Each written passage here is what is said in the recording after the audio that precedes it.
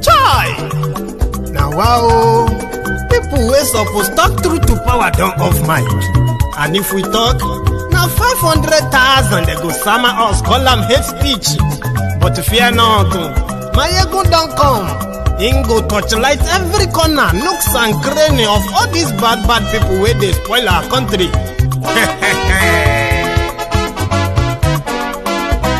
So my people make we laugh, oh, yo yo. Maiyegun don't come, oh, yo yo. My people make we shout, oh, yo yo. Maiyegun don't come, oh, yo yo. Maiyegun don't come, man of the masses, oh, yo yo. Maiyegun don't come, oh, yo yo. Maiyegun diary Politico, yo yo. Maiyegun don't come, oh, yo yo. This one not the off in mind, oh, yo yo. Maiyegun don't come, oh, yo yo. Can in the touchlight every corner, oh, yo yo. Maiyegun don't come, oh, yo yo. Okay, some people be they holla say they want the power. Chai, them be promise us say we go get light and power. Nah. Them hustle so they can't get the power. But now they know they do anything with the power. Sure. Every day, dollar just they get the higher power over naira. Still them talk say make we off mind. But thank God say Maiyegun don't come. So my people make you laugh, oh, yo yo. Maiyegun don't come, oh, yo yo. My people make we shout, oh, yo yo. Maiyegun don't come, oh, yo yo. Maiyegun don't come, man of the masses, oh, yo yo. Maiyegun don't come, oh, yo yo. Maiyegun diary Politico, oh, yo yo. Maiyegun don't come, oh, yo yo. This one not they off in mind, oh, yo yo. Maiyegun don't come, oh, yo yo. Person where they do evil, no one make person talk. Them say that Maiyegun, that man too they talk. He too they talk. Say Maiyegun diary, he they hot like pepper. But every day then they take money in bulk. Poor man picking, they the street they hawk.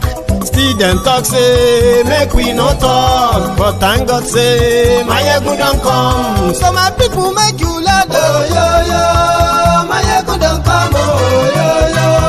My people make you shout, oh yo yo. Maiyegun don't come, oh yo yo. Maiyegun don't come, man of the masses, oh yo yo. Maiyegun don't come, oh yo yo. Maiyegun diary Politico, oh yo yo. Maiyegun don't come, oh yo yo. This lórí Facebook, lórí YouTube, Maiyegun diary,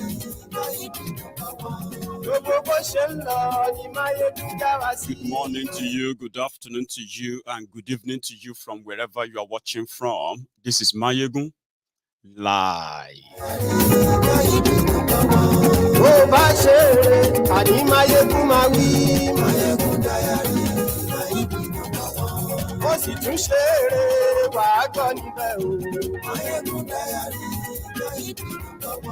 Maiyegun diary Politico. Godfatherism. Share this broadcast. Invite your friends, invite your not so friendly friends, and tell them that Maiyegun is live.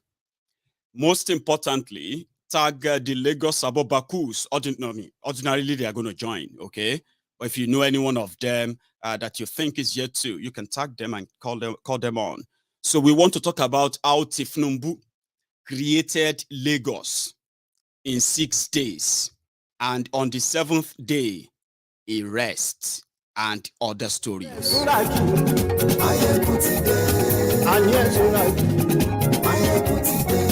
Lórí Facebook, and yes, we like lórí YouTube, and yes, we like oh Baba Bewure, and yes, we like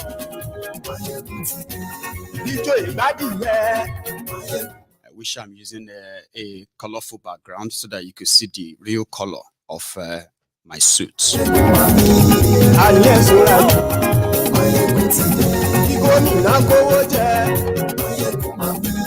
and yes, we like ọlọ́pàá tí ń darí bá and yes, we like Aṣòfin tí ń rúfin o. Ayé sọ́ra jù. As they see with us, we go dey pain them. As they pain them, we go dey see with us. Ayé sọ́ra jù.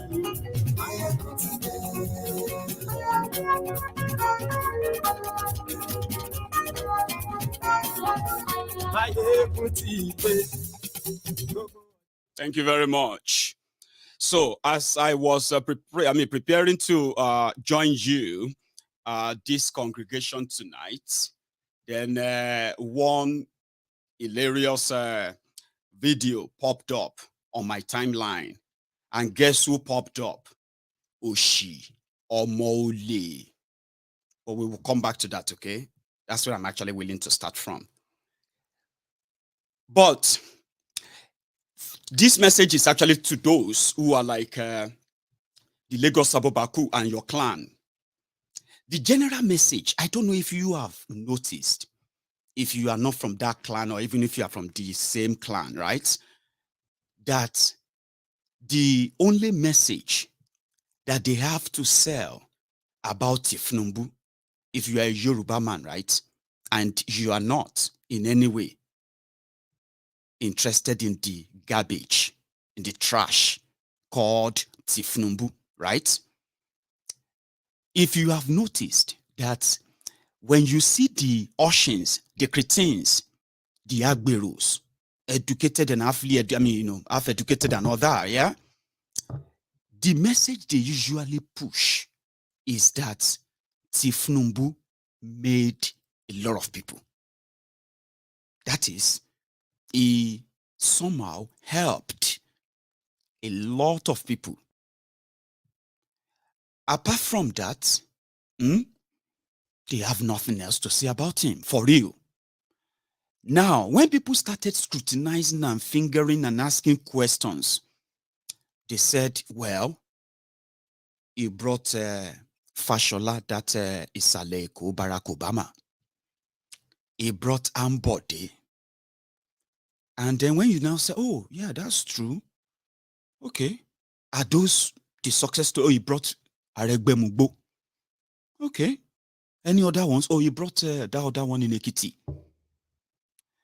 However, when you now start fingering all this as well, they will have to limit you back to Lagos, Fashola, and Ambode.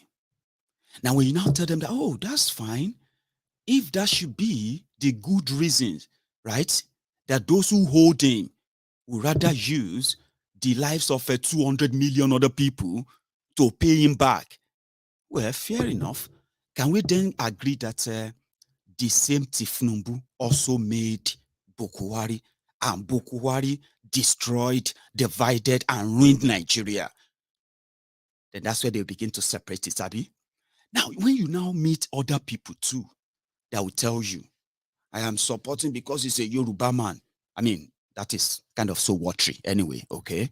However, when you see those who really want to show to you that he's a good man, a very, very great philanthropist and all that stuff, Abi, for those who have benefited from him, or those who have benefited from those who benefited from him,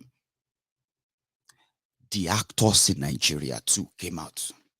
I mean, I was expecting them to talk about, things that he did. For example, how unique Lagos is, the housing, the roads, the security, job, education, healthcare, all those things that you can easily just go and fact check. You get what I mean? But surprisingly, majority of them were talking about how he helped them. If not for him, my family this, my family that. So some others are saying, like, even me, I'm joining them to say the reasons why they turned many of you, especially Yorubas, turned you to illiterate, fanatic, jihadists in Yoruba land. That they turned you, because of Tinubu, they turned you to cold-hearted sociopath. bunch of, unsympathetic humans. They turned you into that so that if any of your own clan or any of your own people are being slaughtered or exiled or turned to refugees elsewhere, you can look away. In fact, if there are people who are trying to stand up against such, you can demand for their death, like you have done, all for Tinubu. Fine. So some people are now saying that if now because of waiting Tinubu give your papa, gave your mama, the rice, the clothes, the money they have given to your family members, isn't it better for you all to go and say thank you to him than to turn to lunatics living inside Bokwari's Nigeria? Still they get entitlement. You see, they have entitlement of choice. No wahala. The irresponsibility of APC, Egbekegbe, is never going away. Before coming on this program, people, somehow, as you have been following their political stuff, right? Somehow, it seems that that Peter Obi and their movement, they are roughing feathers, seriously. However, they said that because he's been the one, everywhere in the media, everywhere, all that, Sabi. However, the pressure is also on Kolu, and he's responded. I've told you, okay? There's something they called basement campaign strategy. Basement campaign strategy is to make sure that Tinubu will never speak to you directly. His plans, his policy, how he's going to do whatever they are telling you he's going to do. He's never going to say it by himself. If he ever have anything to say to you, it will be recorded, cut and paste, cut and join, just like, speech delivered to you, whether you like it or not. That's your business, Abi. Now, that's going to be like, Bokwari Pro Max, but we'll come back to that. Tinubu responded just this evening. He said, I don't have business with the media as regards to live television interview. I am contesting for Nigerian president, not media president. Asking me why I have not granted any live interview or live television interview since my emergence as our party flag bearer, to me, it's never an issue of, discourse, especially now that our nation is yearning for a good leader that will take over from Mr. President and continue his good legacy, Bokwari's legacy.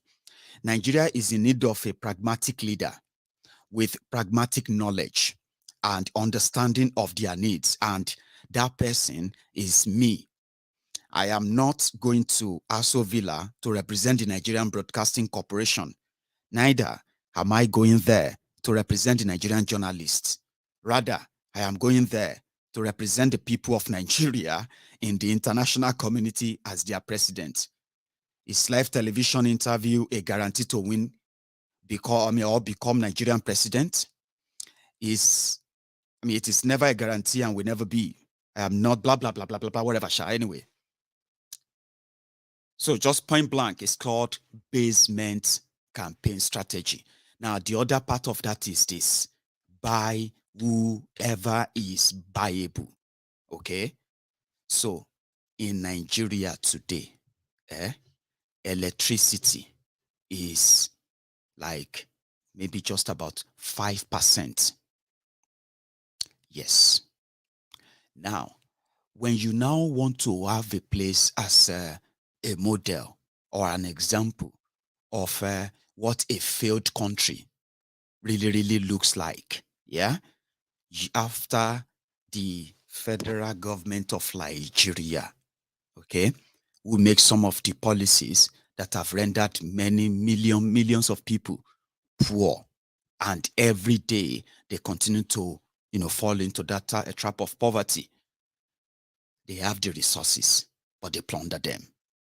The next to them is Lagos State, where Tinubu is the landlord. When you look at the majority of those who want to ram him down your throat, most of the time, they are very good in conjoining or writing big grammar in a way that you will never see any sense. But the only question is this: is the man they are speaking for deaf, dumb, blind, or what?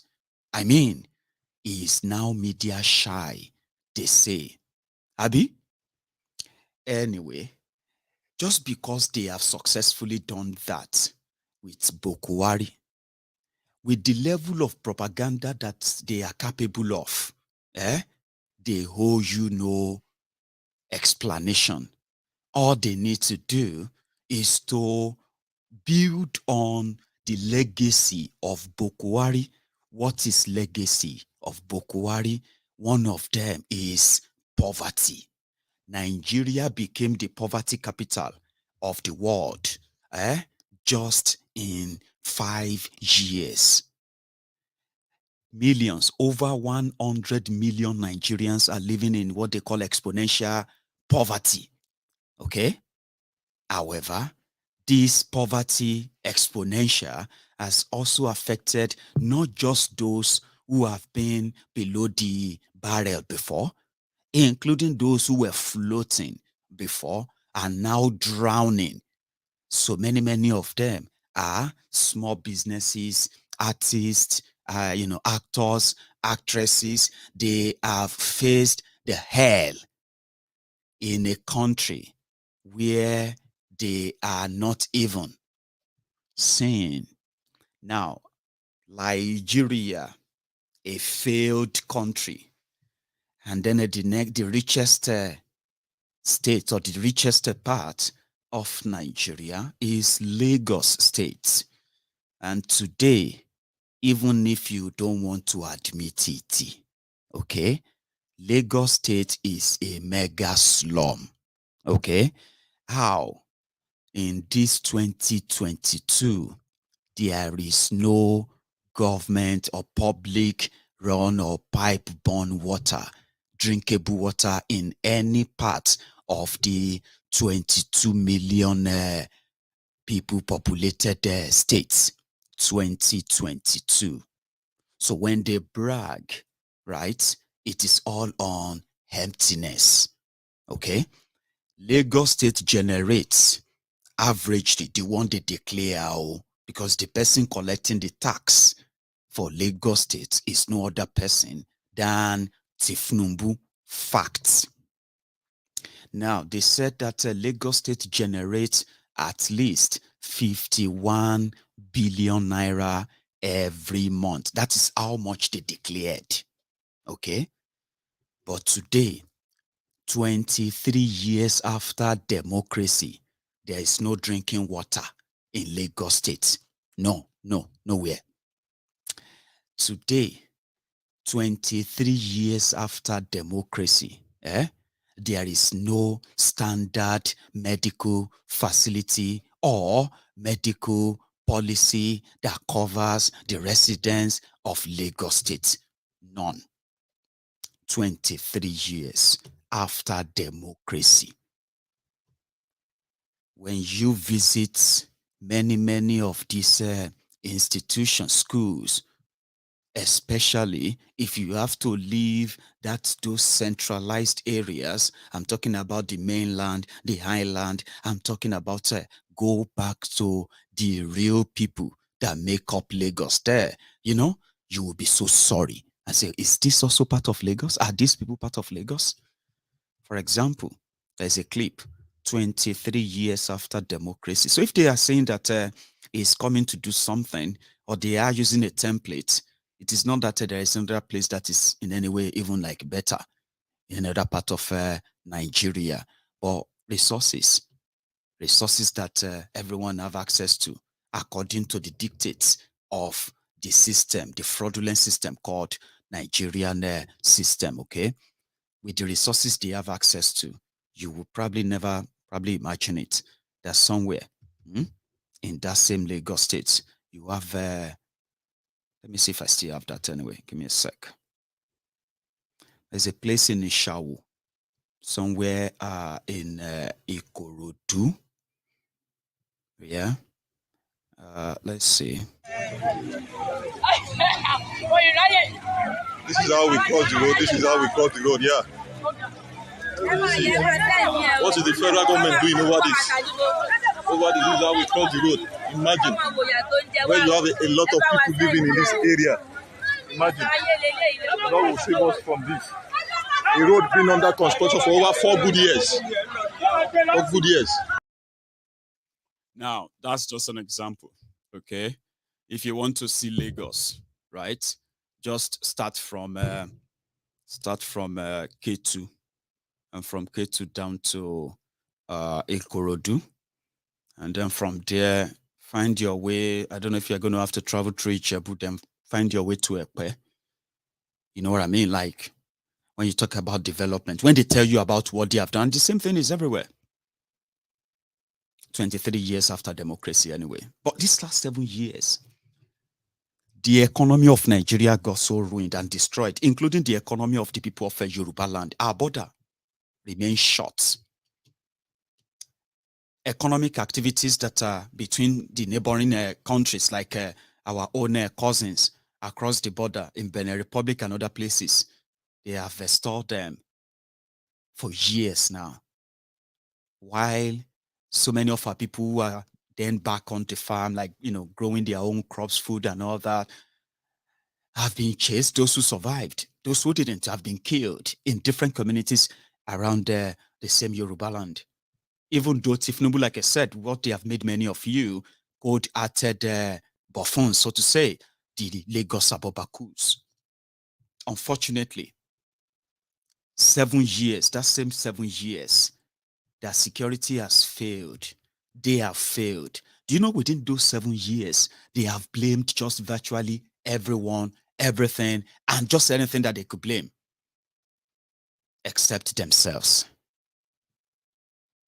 So I was live earlier. I mean, sorry, I was just before I came on, and then I saw the video where Oshiomole was talking.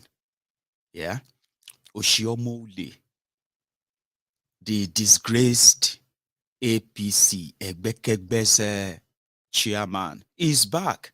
I mean, you see old people. Some of you are, sometimes you get angry. Maiyegun, you have no respect for elders. In our culture, we respect elders. That is the bobo. That is the lie. There are some of those you call uncles and aunties and all that. Some of the lies they try to like shade you, and then to avoid being responsible. When you see old people who are lying, liars, do you still respect such people? I'm talking about irresponsible old people who said something just a moment ago, and then just a moment later they have forgotten what they said, and they are changing that. I mean, they are changing that again. So how do you respect people like that because they are old? No, we don't do that here. Well, this is what he said. He said he was throwing a jibe at Peter Obi. They said that Peter Obi is more or less like a clueless about resolving the security problems in Nigeria. Okay.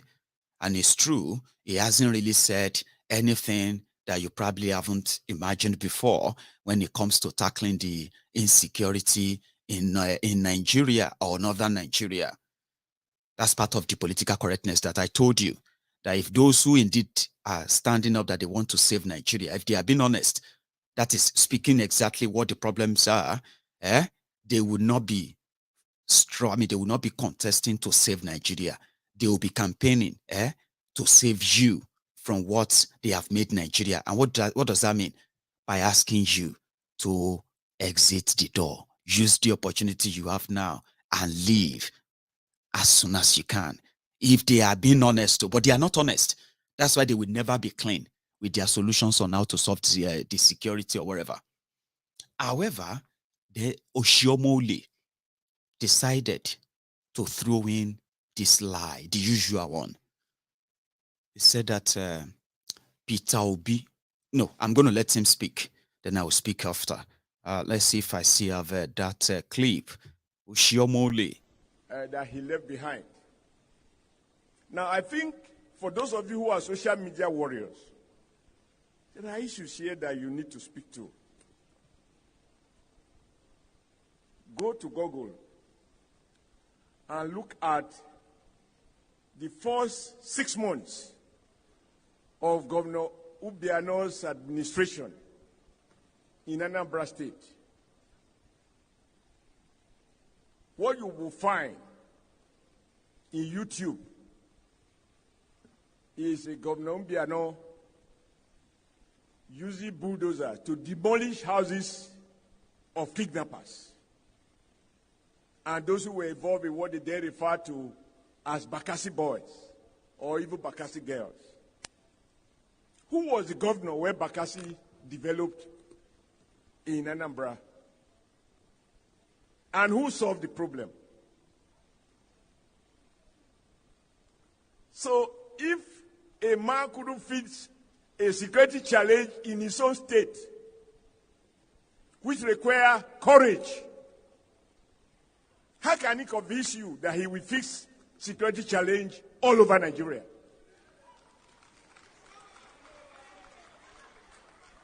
Don't take it from me. Go to YouTube and find out the first 9 months of Governor Obiano, and then ask yourself, who was his predecessor? As I said, I don't want to look for trouble. I'm a smallish man. Anybody can deal with me. Then ask Gogo, who was Obiano's predecessor? If he tell you, Peter. And so, if he has solved the security problem, will Obiano be demolishing, using bulldozer to demolish people's houses?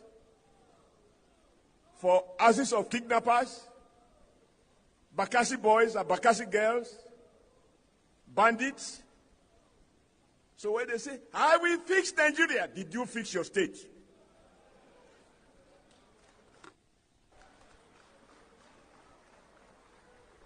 The second issue. We'll come back to that. So let's say we decided to go to Google now. This is what we found on Google.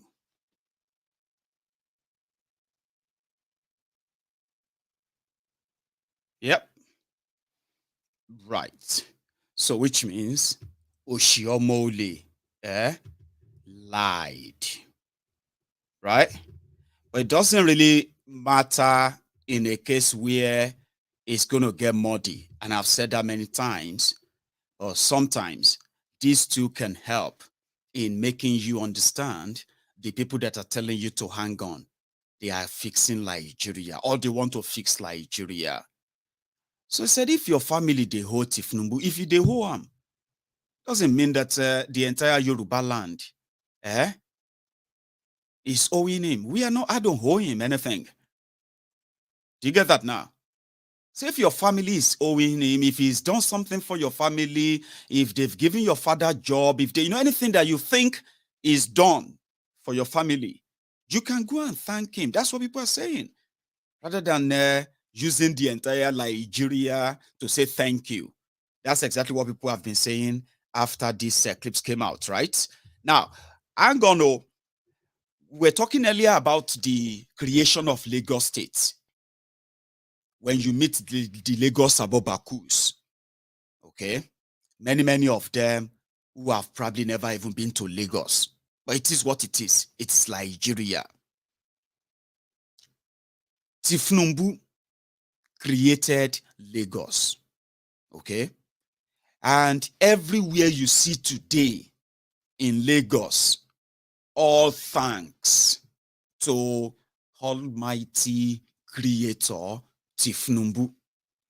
And when he finished creating, to the point that the youth leader of APC, Egbekegbe, told us, if you all know what he is doing, daily, after he created Lagos, you probably will be worshiping him like others are doing. worship him, the Lord that doesn't sleep. Hey guys, so this is like 12:30 in the morning, and I'm with Daddy. Actually, while I'm at Tinubu at home, I told you that Daddy doesn't sleep until like 4 a.m. in the morning, and this is like past 12, and he's still not even feeling sleepy at all. Daddy, thank you so much, sir. You're welcome. Yes. You're welcome. My Baba is already standing for too long, so he needed to sit. That's the reason why, just to save all of us from the future that they have stolen and looted, the Baba is back trying to get everybody on. Okay, so from Abuja to Gombe, because he doesn't sleep. Do you get that now? Until 4 a.m. And people said, health-wise, with his age, his health history and all that, yeah, this is not the sign of hard-working man. Oh. This is Parkinson disease at its early stage, as we have, heard.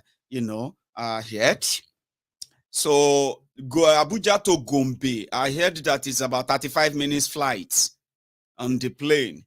I bet, he got tired. Now, the other part to this is that after he created Lagos to what you have seen today as Lagos, that everybody wants to go to, he wants to make Nigeria just like Lagos, okay? And all you have to do is just believe, okay?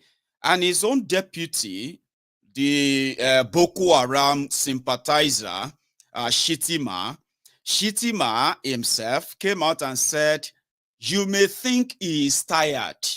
He is not tired, okay? He is, in fact, mentally strong. If you all want to know what is coming, to build on Boko Haram's legacy, you are going to have Nigerians. You don't need nice man to be your leader. Nice men don't be leaders. They sell ice creams. Okay? You need leaders like Babangida, OBJ, Obansojo. You need leaders like Boko Haram, and then you need leaders like, Abacha, hospitality of Abacha. I mean, this is going to be the person to be. That's why if you check your screen, Emilokon might turn to sleep. When you check the left of your screen, you will see, this is my own opportunity.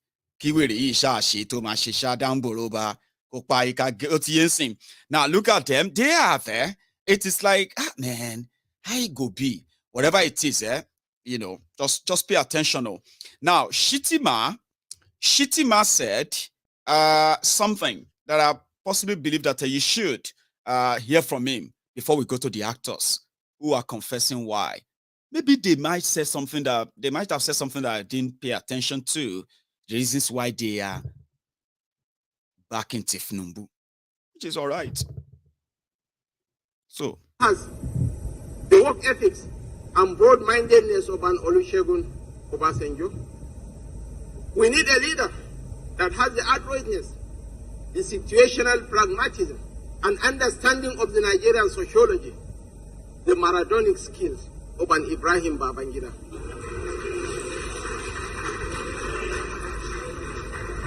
We need a leader with a presence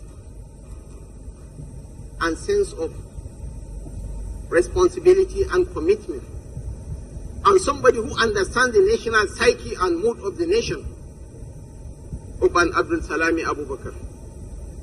And in applicable circumstances, we need a leader with a dose of ruthlessness and taciturnity of a Sani Abacha. Leaders, nice men do not make leaders.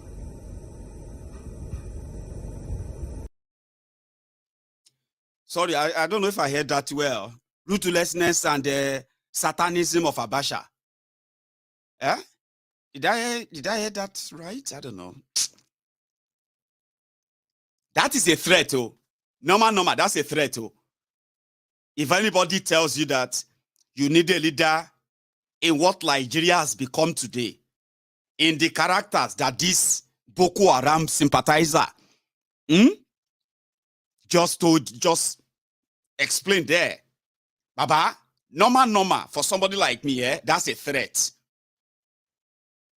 Because everyone who knows these people, I mean, you probably won't want that. And it's actually, in a way, some people said the shitty man is describing himself because Kolu no get that strength. All this description. Do you think all those description matches this one? Where is he? Do you, in your own opinion, do you think it matches this person? Listen to that again. You need a leader with the pragmatism, with blah, blah, blah, blah, blah.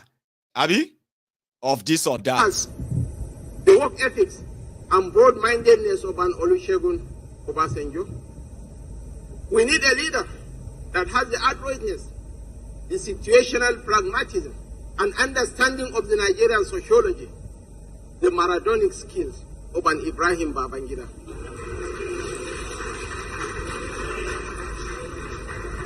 We need a leader with a presence and sense of responsibility and commitment, and somebody who understands the national psyche and mood of the nation, Oban Abdul Salami Abu Bakr. And in applicable circumstances, we need a leader with a dose of ruthlessness and taciturnity of Sani Abacha. Leaders, nice men do not make leaders. Shatisanity being, I don't know, maybe it's because of his accent or something, I don't know. But that is a threat. And every time you look at that guy, if you don't see what is coming, you better start planning. You that is shouting and you look on. Listen to me. You better you better be planning on your own plan B. Where did they call them? Because many of those who told you about change, many of them got paid. When they got their money, they quickly pack everything they could pack. Some of them now, they are now abroad. Now from abroad, they are building their life and they are telling you about Nigeria. Don't be so. So as you are jumping up and down, that they say that they give money here and there. You are fighting everybody on social media. Because Tinubu lo mashe say, nobody say me Tinubu no sheo. But the same you who said Bokwari lo mashe this and that, I'm asking you now. You better thank your star that you are still here. And see if you are going to survive Bokwari. Because it's not guaranteed. You know that. Even you watching me right now. Wherever you are in Nigeria, you know that it's not guaranteed. Anything can happen any moment, any time. No be so. And I'm not even talking about, no, I'm talking about something that, shouldn't happen to you. You could lose your life. You could lose your freedom.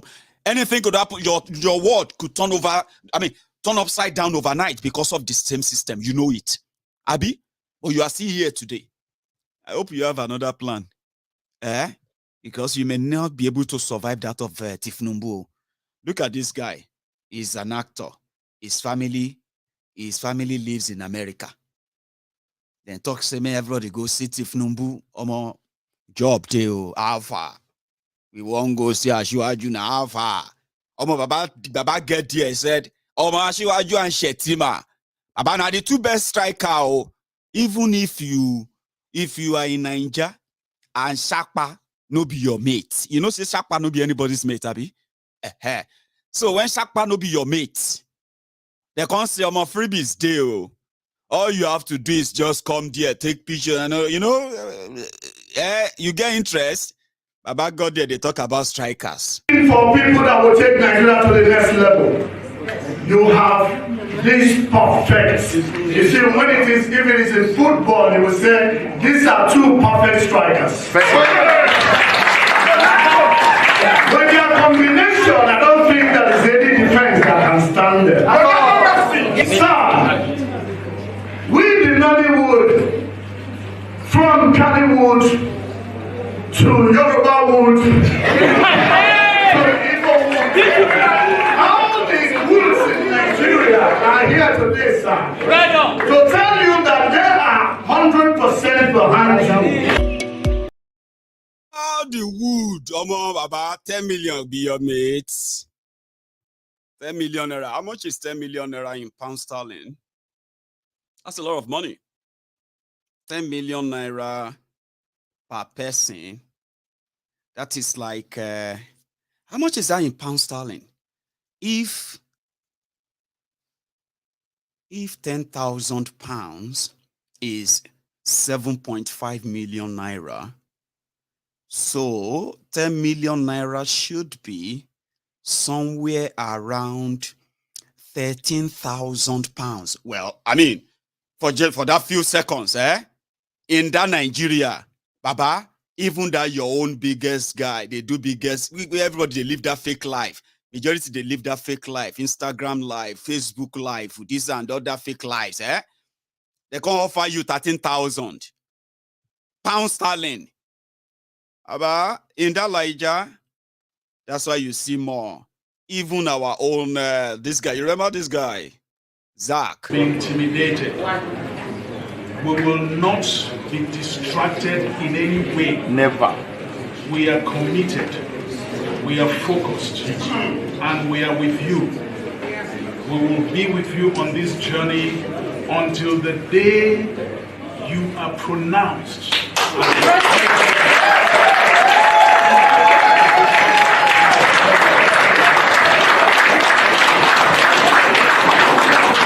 It is possible, it is doable, and by the grace of Almighty God, it is going to happen in the next few months. Amen. Inshallah. Another 12,500 pounds of 13,000 pounds. Good day. You see? You shouting up and down on social media because they gave you one face cap, they gave you one t-shirt, plus huku. They gave you 3. Yeah, serve all of them. Say, Baba Shaman. Me, I know the two drinkers. If I they go, Yao and Leomo and Leo Baba. Say, don't worry. When you they go, talk to me. So they give you huku. You drank 5 or 6. I've been a big stout. One face cap, one t-shirt, huku, Mary. And on your way home, oh yeah, Baba, yeah, why not take this one? Take 2,000. Say, Shaman. How you go be now? Next time, is there next time? We'll go see next week. We'll go call you. Look at those guys. They are cashing out big time. Person will pay delegate $50,000. How much is 13,000 or 12,500 pounds? So I'm not saying you shouldn't abuse me. I'm just saying that if you look around you, you will tell yourself the truth, okay? There is no Eldorado anywhere. There is no standard built by any of these guys. You know you are living in slums, okay? You have no electricity. You have no security. You have no economy. You have no jobs. You have no infrastructure. But look at them. They are richer. They are bigger. Flying private jets up and down. So I'm just saying that if you are honest to yourself, Abi, are you getting the right cuts in all of this? Even Said Balogun, when they tell us, say, Said, alert, check your phone. You don't see alert? Baba started singing.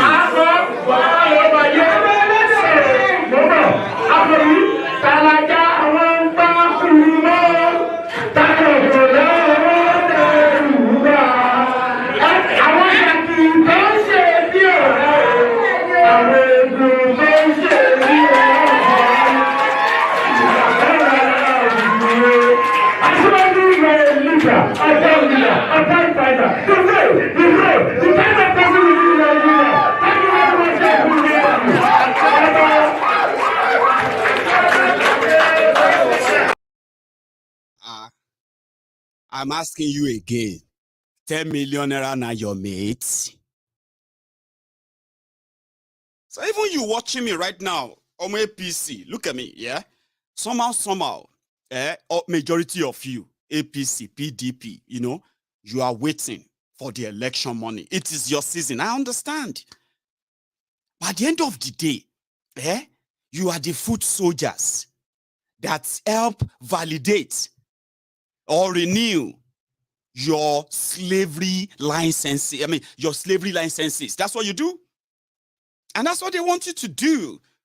But when you look at all these guys, they are getting good money. Good one. I mean, something that some of them can easily say, oh, when I got that money, I just got myself one fairly used American Lexus. My friend sent her from me from Chicago, Baba full spec, 2007, 2010, you know? And he go to use and they cruise in Lagos. Still they do celebrity, Mr. Celebrity. Until one day, you go just check social media. They say, please help us save Orimolokun. You say, is that not that same actor? That actor Orimolokun. The one that is always acting rich. The one that is driving Lexus. Is that not the same guy that celebrated on his Instagram of building his new house? How come they don't get money? They go take carry and go India. That is all about it. I'm just saying, you know, you that will become social media bandit, Facebook ads man. You this Maiyegun, you don't have respect. I know. You won't be the first person to tell me I don't have any respect for wearies. Whether you are old or young, I just know I know they pretend. Do you get that now? Let's be sincere. I don't pretend. You this Maiyegun, you don't have any respect for elders. It's true. Because criminals, foolish people, dumb edo, and then every category of everyone, including good people, they also grow old. Foolish people also grow old. That they are now older, you don't turn around and say, daddy foolish, sir. Mommy foolish, sir. No. You just say, foolish guns out of respect. And that's actually respectful. Same thing with criminals. Nobody they grow old to be criminals. That is why I've told you, if you are all honest with ourselves, if we want to be honest with ourselves, there is nothing called one Nigeria. There is nothing called national goal.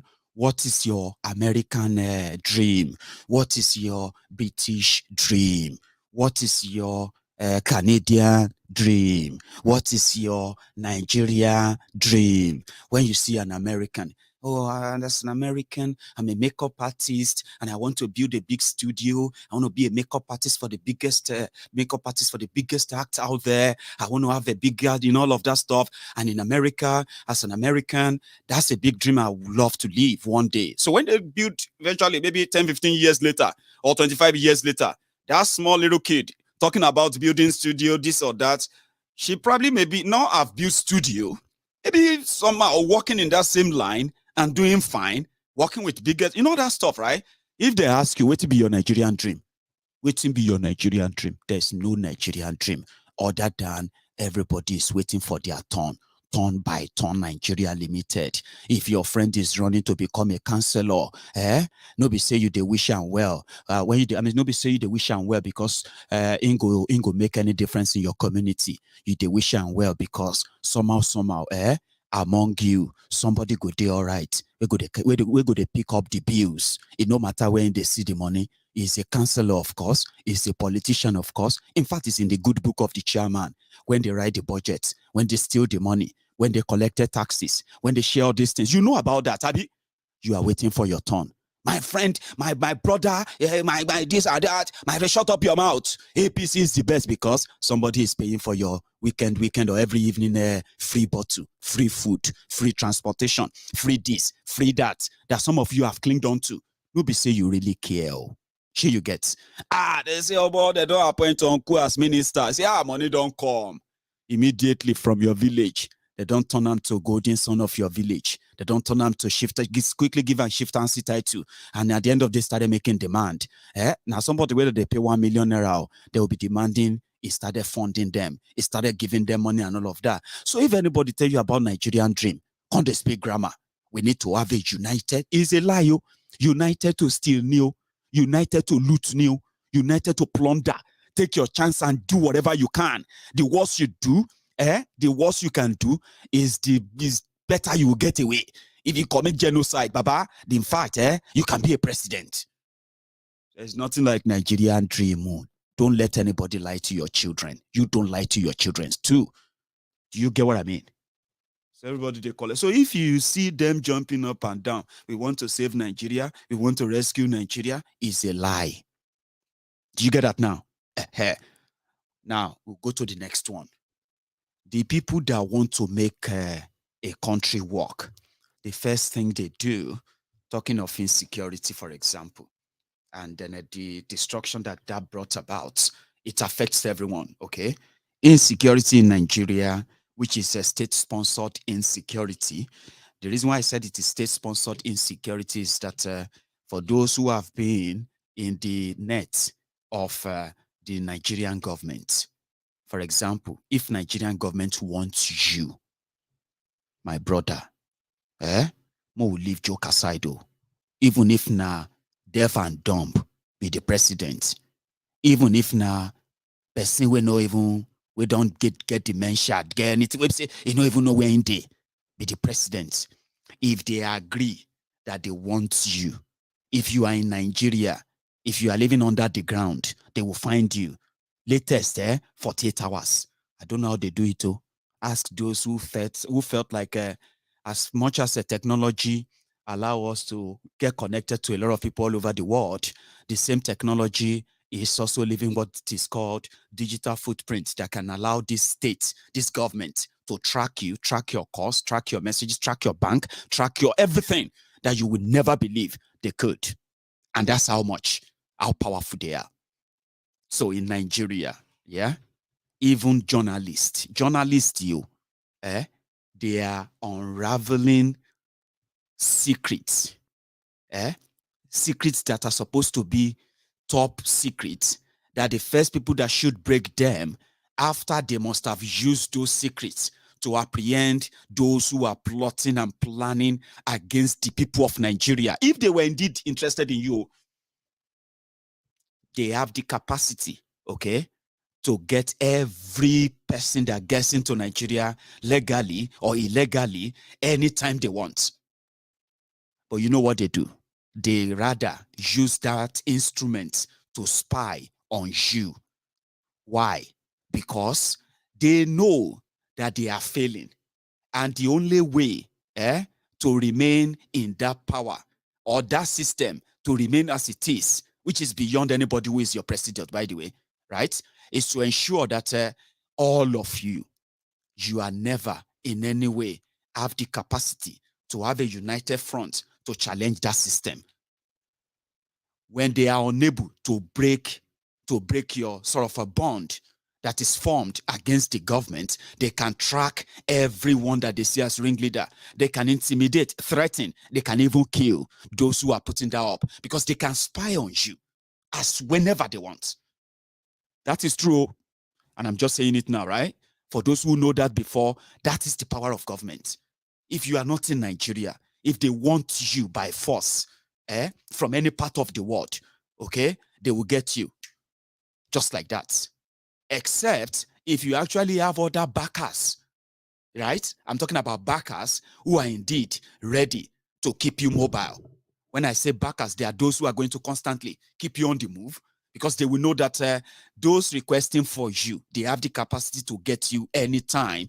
And you know that resources that requires to do that, So in most cases, you get to understand how powerful they are to track down those who could make trouble in their country.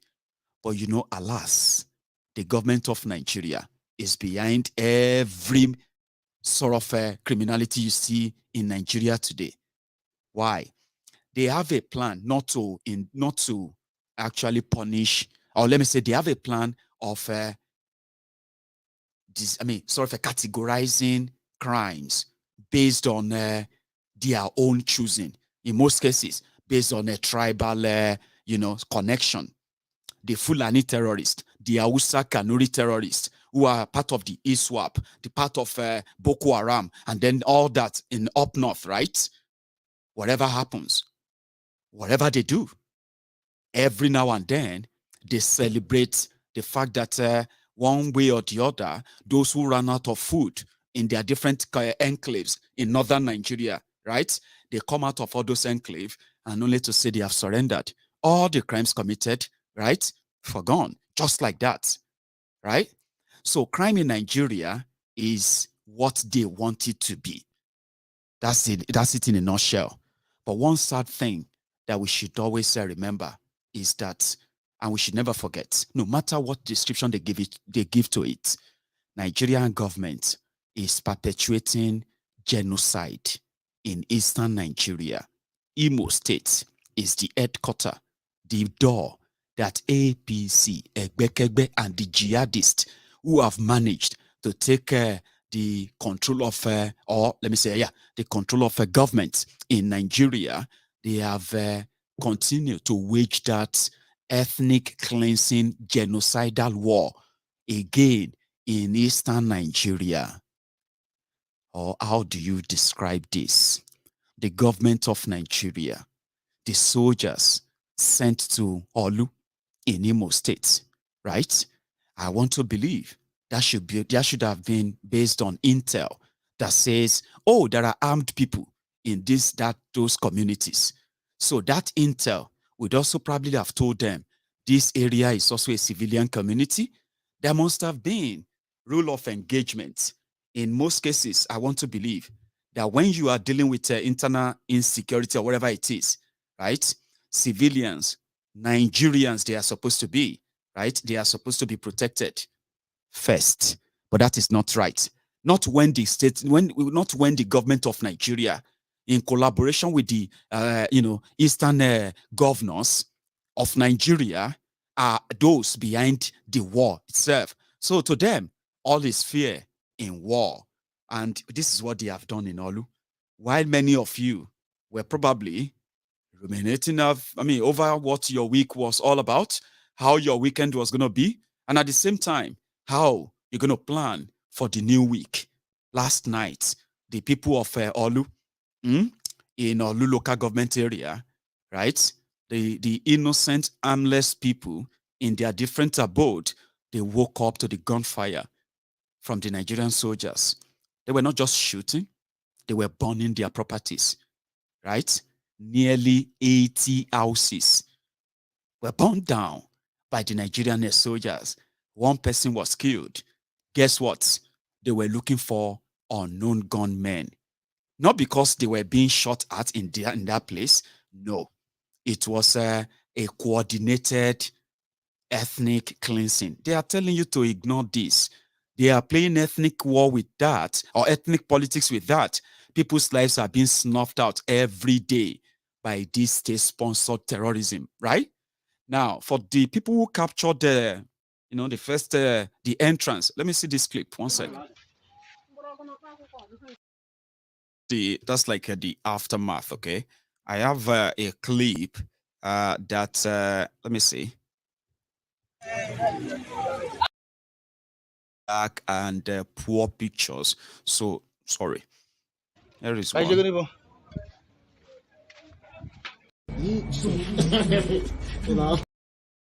When their helicopters came for surveillance, this community, a civilian community in Olu, this is not the first time. It's not the second time. In fact, it's been so multiple times that they have been conducting military exercise in that part of Imo State, and hundreds of people have been slaughtered. This is what it feels like whenever they are around.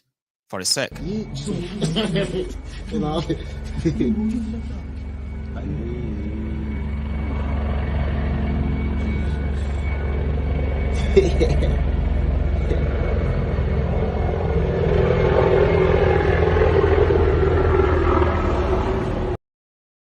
Now, they are looking for unknown gunmen, you say, right? But the moment after that surveillance, what happened next is just for everybody to lose all their livelihood, their properties, and everything they probably lived with in Imo State. And no single unknown gunman or woman was arrested or affected because There was none. Yeah? Now look at this, the aftermath. This is one. Yeah.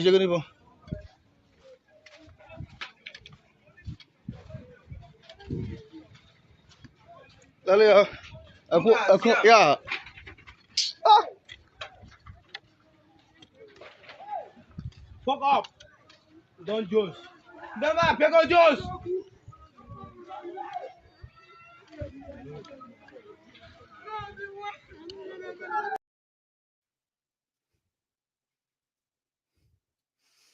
That is one. And there is, sorry for the poor picture. Those are the little ones I could get just to back up what I am saying tonight. Here is another one as well. Oh, no. Move alone yourself. Or how about the shit? Move yourself. I got it. Can you imagine? Biafra war. Washi? Nah, this life no balance. I don't understand this life again. Biafra war. Washi?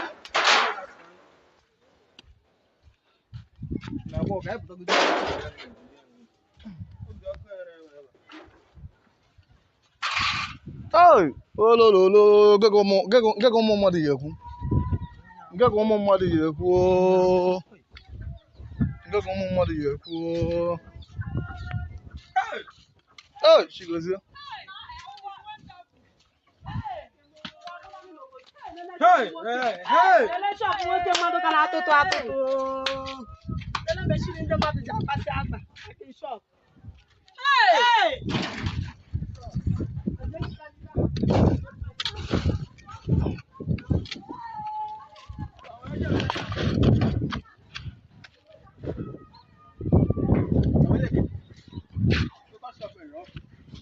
Huh? Yeah. I call it a Urago. I should go.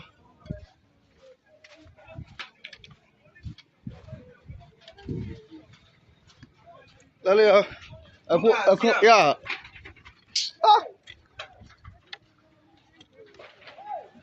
Fuck up. Don't juice. Never pick on juice.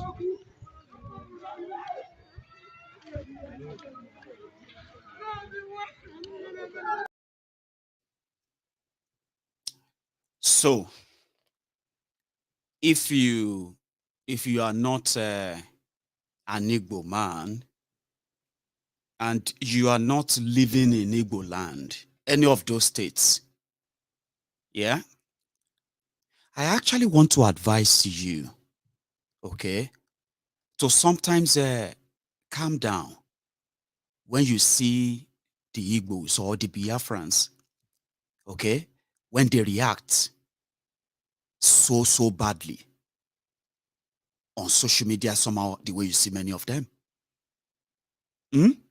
Some of you should kind of relax before you jump into it and try to kind of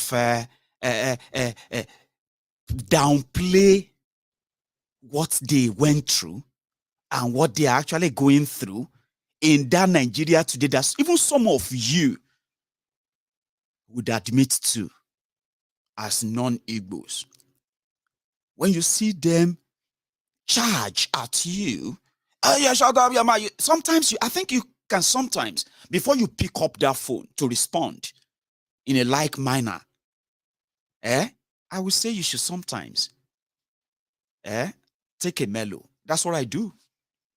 And in most cases, I just never found it worthy to reply anybody because they said something about Yoruba or from whatever they are saying, based on whatever they understand about what is going on in Nigeria. Because if you understand where they are coming from, if you experience what they are experiencing, something that you can easily play down. What are they experiencing? My friend, just leave story, Jari. I know. Nigeria could have made you be like that. Fine. That is you. I'm asking you that sometimes you should just, I think, try. I mean, for a moment and walk in their shoes And just for a moment, imagine if that thing is happening in Yoruba land. And you as a Yoruba man, you are being profiled by the system that should have been your own country. You have never experienced it. So many of you haven't. And because you haven't, I haven't experienced it. But guess what? I have done enough research that if you actually look at it generally, you will never, number one, oppose to them asking to leave. They want to leave. You will never object, honestly.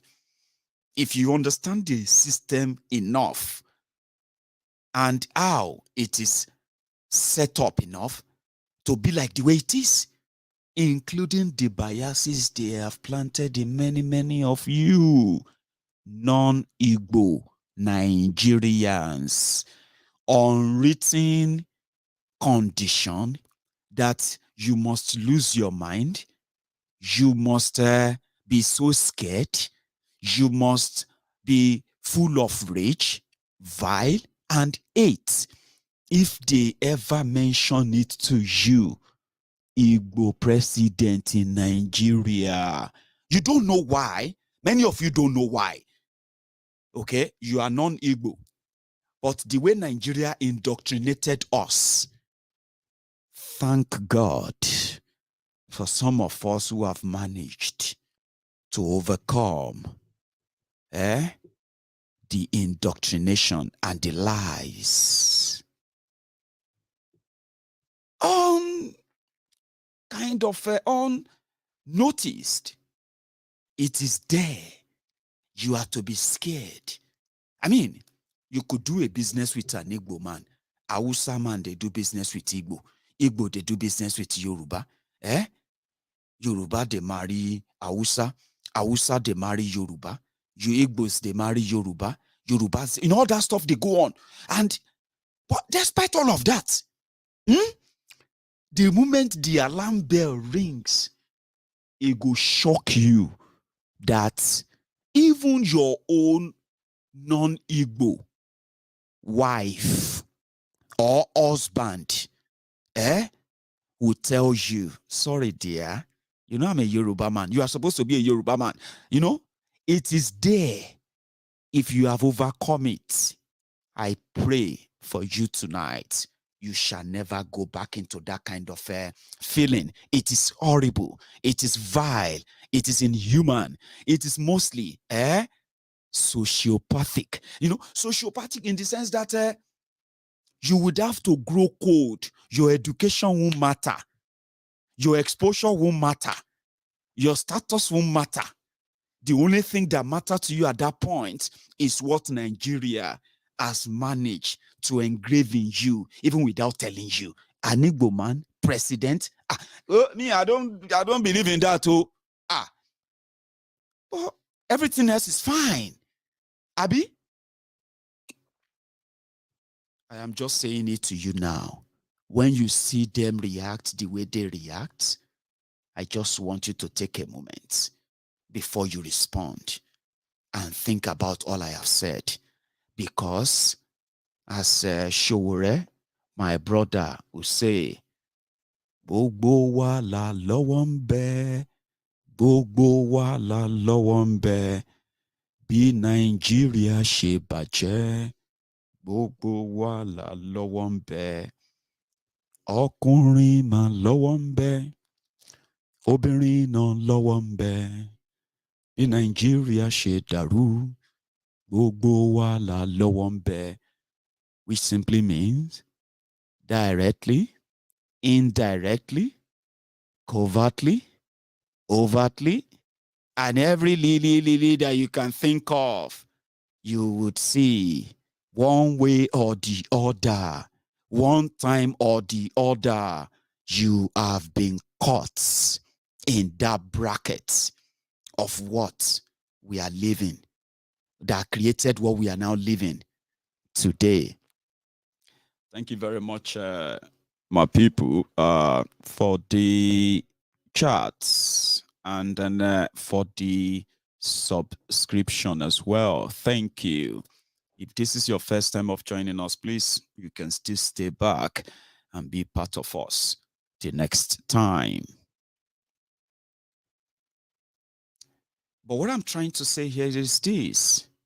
You can take a moment and walk in their shoes. Now, leave presidiot or no presidiot now.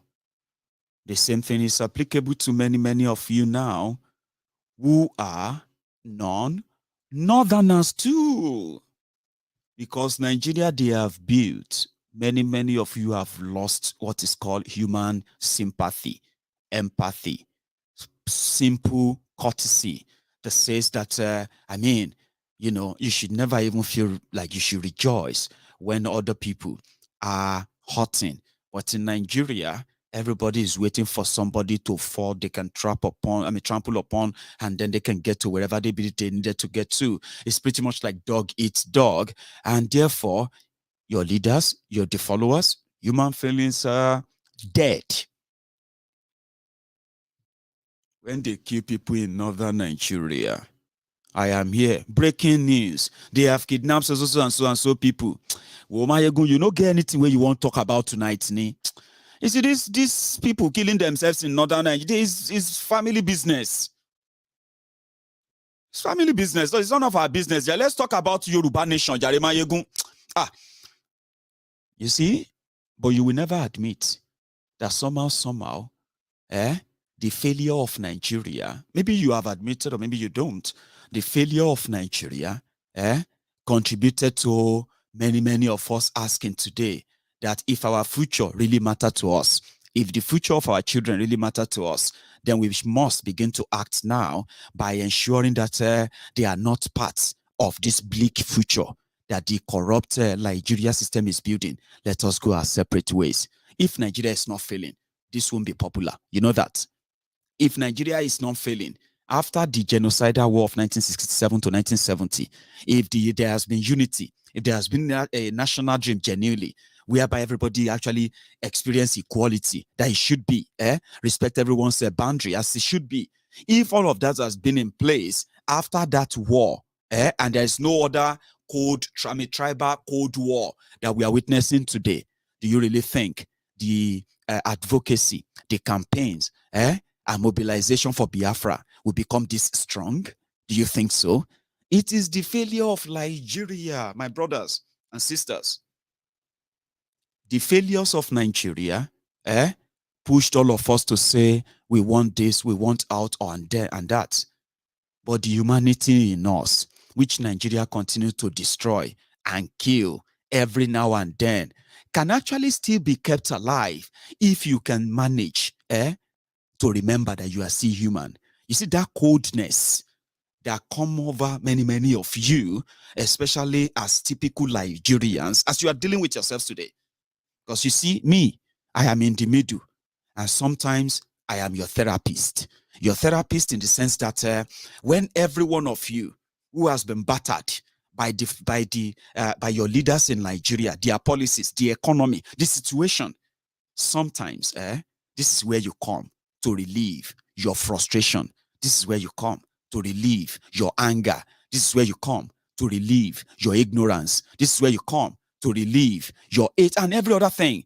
And most of the time, I believe, because you find some level of satisfaction, unloading the frustration brought upon you by Nigeria. That makes me the person in the middle. But you see all those things you are throwing at yourselves and on and the rest of that, which has managed to kind of kill the humanity in many of you. I'm asking you now, if you can for a moment remember that you are human, then you understand mostly what they are doing in Eastern Nigeria. At the moment you understand what they are doing in Eastern Nigeria, you understand what they are doing in Northern Nigeria. The coordinated terrorism industry, the Nigeria military industrial complex, the deep state, the corrupt military in Nigeria, and what they are doing with the lives of the innocent people in Northern Nigeria. Now, if you can remember you are human, before you are Igbo, You are Hausa, you are Fulani, you are Yoruba, and the rest of that. Yeah. Now, being human, it is normal to have sympathy, empathy. And when you have that, it simply means you are not going to be this vile. Thunder fire you. This one kill you. That one kill you. All these ones are mostly what you would like to do to other people. That you feel like somehow, they don't see what you are saying. And the only way to actually get to where you believe that your vision is taking you, if you have to hurt them, then you won't mind. No be so, thunder fire you there. My friend go and hug transformer. God will shame you. God will do this and that. And I'm like, calm down. You see all these things that you are wishing for, they are already in the document policy of the rogues who are campaigning to be in charge of your destiny. The ones that you are probably ready to burn, to kill, to ruin, to destroy for. All of these guys, they are already, everything will go punish you. Everything will go punish you. They don't put them inside document. In fact, they have packaged the document so well, with fine words, very beautiful covers. And guess what? You are among those sharing those policies for them. Una no share the policy of APC in 2014, 2015. No be here with it. They were sharing the policy. They go give us 3 million jobs every year. This is the 7th year. They are supposed to have created 21 million jobs for you. Today, my brothers and sisters, the population of Nigeria is, they said, 220 million. That's the population, no, plus or minus have been a bogus, but let's use them, okay? 220 million people. They can't say 43% of them are jobless. Baba, I know understand maths too much, but I can help you. You and I, we can do a quick one, okay? Waiting be the half of 220, no be 110. If they can't say that's 50%, Abi. Now they say 43% of you no get job. Listen to me, 43%. If you can't say 43% out of 50, plus or minus, we are looking at 90, maybe 95 million or 92 million. Now, if they say plus or minus 92 million of you no get job, Baba, I be say 33 million jobs they promised you. Divide 92 by 7. Oh yeah, somebody should help me. 7 times 12 is 84. Okay, so 84 plus 7, that's 91. So we can say that's 13, Abi. So 13, you can, everything don't scatter now, okay? The point here is that you now divide 91 million people who no get job for 7 years. That means instead of them to create 3 million jobs every year, they have been creating 13 million unemployment every year. You are supposed to be mad. In this country, you see what I just did now? If I could just help you tabulate them and do all of them, put it on WhatsApp. I don't know if it's going to work, but it's very great, okay? APC, Egbekegbe, in 2015, they promised you 3 million jobs every year, okay? Now, 7 years after that, about 92 million of you no get job. You've lost your job. Nobody say you didn't have work before. You had your job, but you have lost the whole thing now. 92 million, plus or minus. So now 92 million we no can get job. Can be like 30, instead of creating 3 million job every year, they have been creating 13 million job losses every year.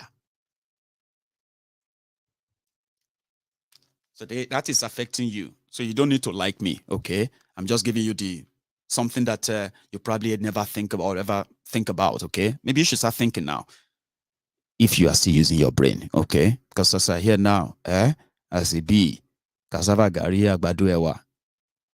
One in the morning, one in the afternoon, and one in the evening. The way the whole thing they go, the situation will get to the place that some of you are going to be looking more kind of call as it is. A lot of it is coming, they say. So you can look forward to that. But again, 13 million people have been losing their jobs averagely every year since APC Egbekegbe came to power. In 7 years. They said we are going to give your children 2 meals a day or more. People didn't know that they were actually telling them indirectly that all of you wasted a chop now. They shout change. when we come on, when we become the government of Nigeria, some of you would have to be doing 101. Oh, listen, the situation where they nobody say they give you any free food. Oh, give your children free food with their craze. Now we burn them, but they didn't tell you that, did they? Today, many of you who could feed yourselves and feed other people, 7 years ago, 8 years ago. I am not trying to mock you. I'm just reminding you. Because some of you today with one t-shirt, one face cap, and then how much?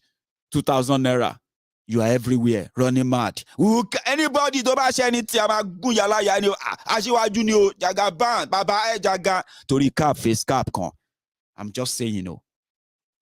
Today, some of you were able, 7 years ago, some of you were able to feed yourselves, pay your house rent, do your small business. You are not begging. The last 5 years, you know what Nigeria don't show you. You go Libya by road, then deport you. You go Dubai, to go and get work. Now that time where they talk say Nigerians they get yawa, then send you back to Nigeria. You apply for American visa, then give others, they don't give you. Everything don't frustrate. That this last 5 years. Now here you are, survivor of the fittest. Alaye. I'm just saying, you know. Do you get that now? Just like I said the other time as well, that if you are banking on these guys in any way, okay, are you getting paid enough? Are you getting the real deal? Or do Allah do not be noni? I be to the column, wherever it is. Just pay attention to pay attention to your choices and don't pass it along. Okay, whatever Nigeria has shown you, you should be honest to yourselves. You can make it harder for yourself. You can fight everyone you think probably is not going to tell you what you want to hear and all of that. But the truth of the matter is this: you have survived Boko Haram 7 years. Now you are going to the 8th one. Now you are already booking another extension. Are you sure you really have the strength to survive that? No problem. 2 meals a day. People are now doing 001 or 010. You say, you are losing weight. So what's happened?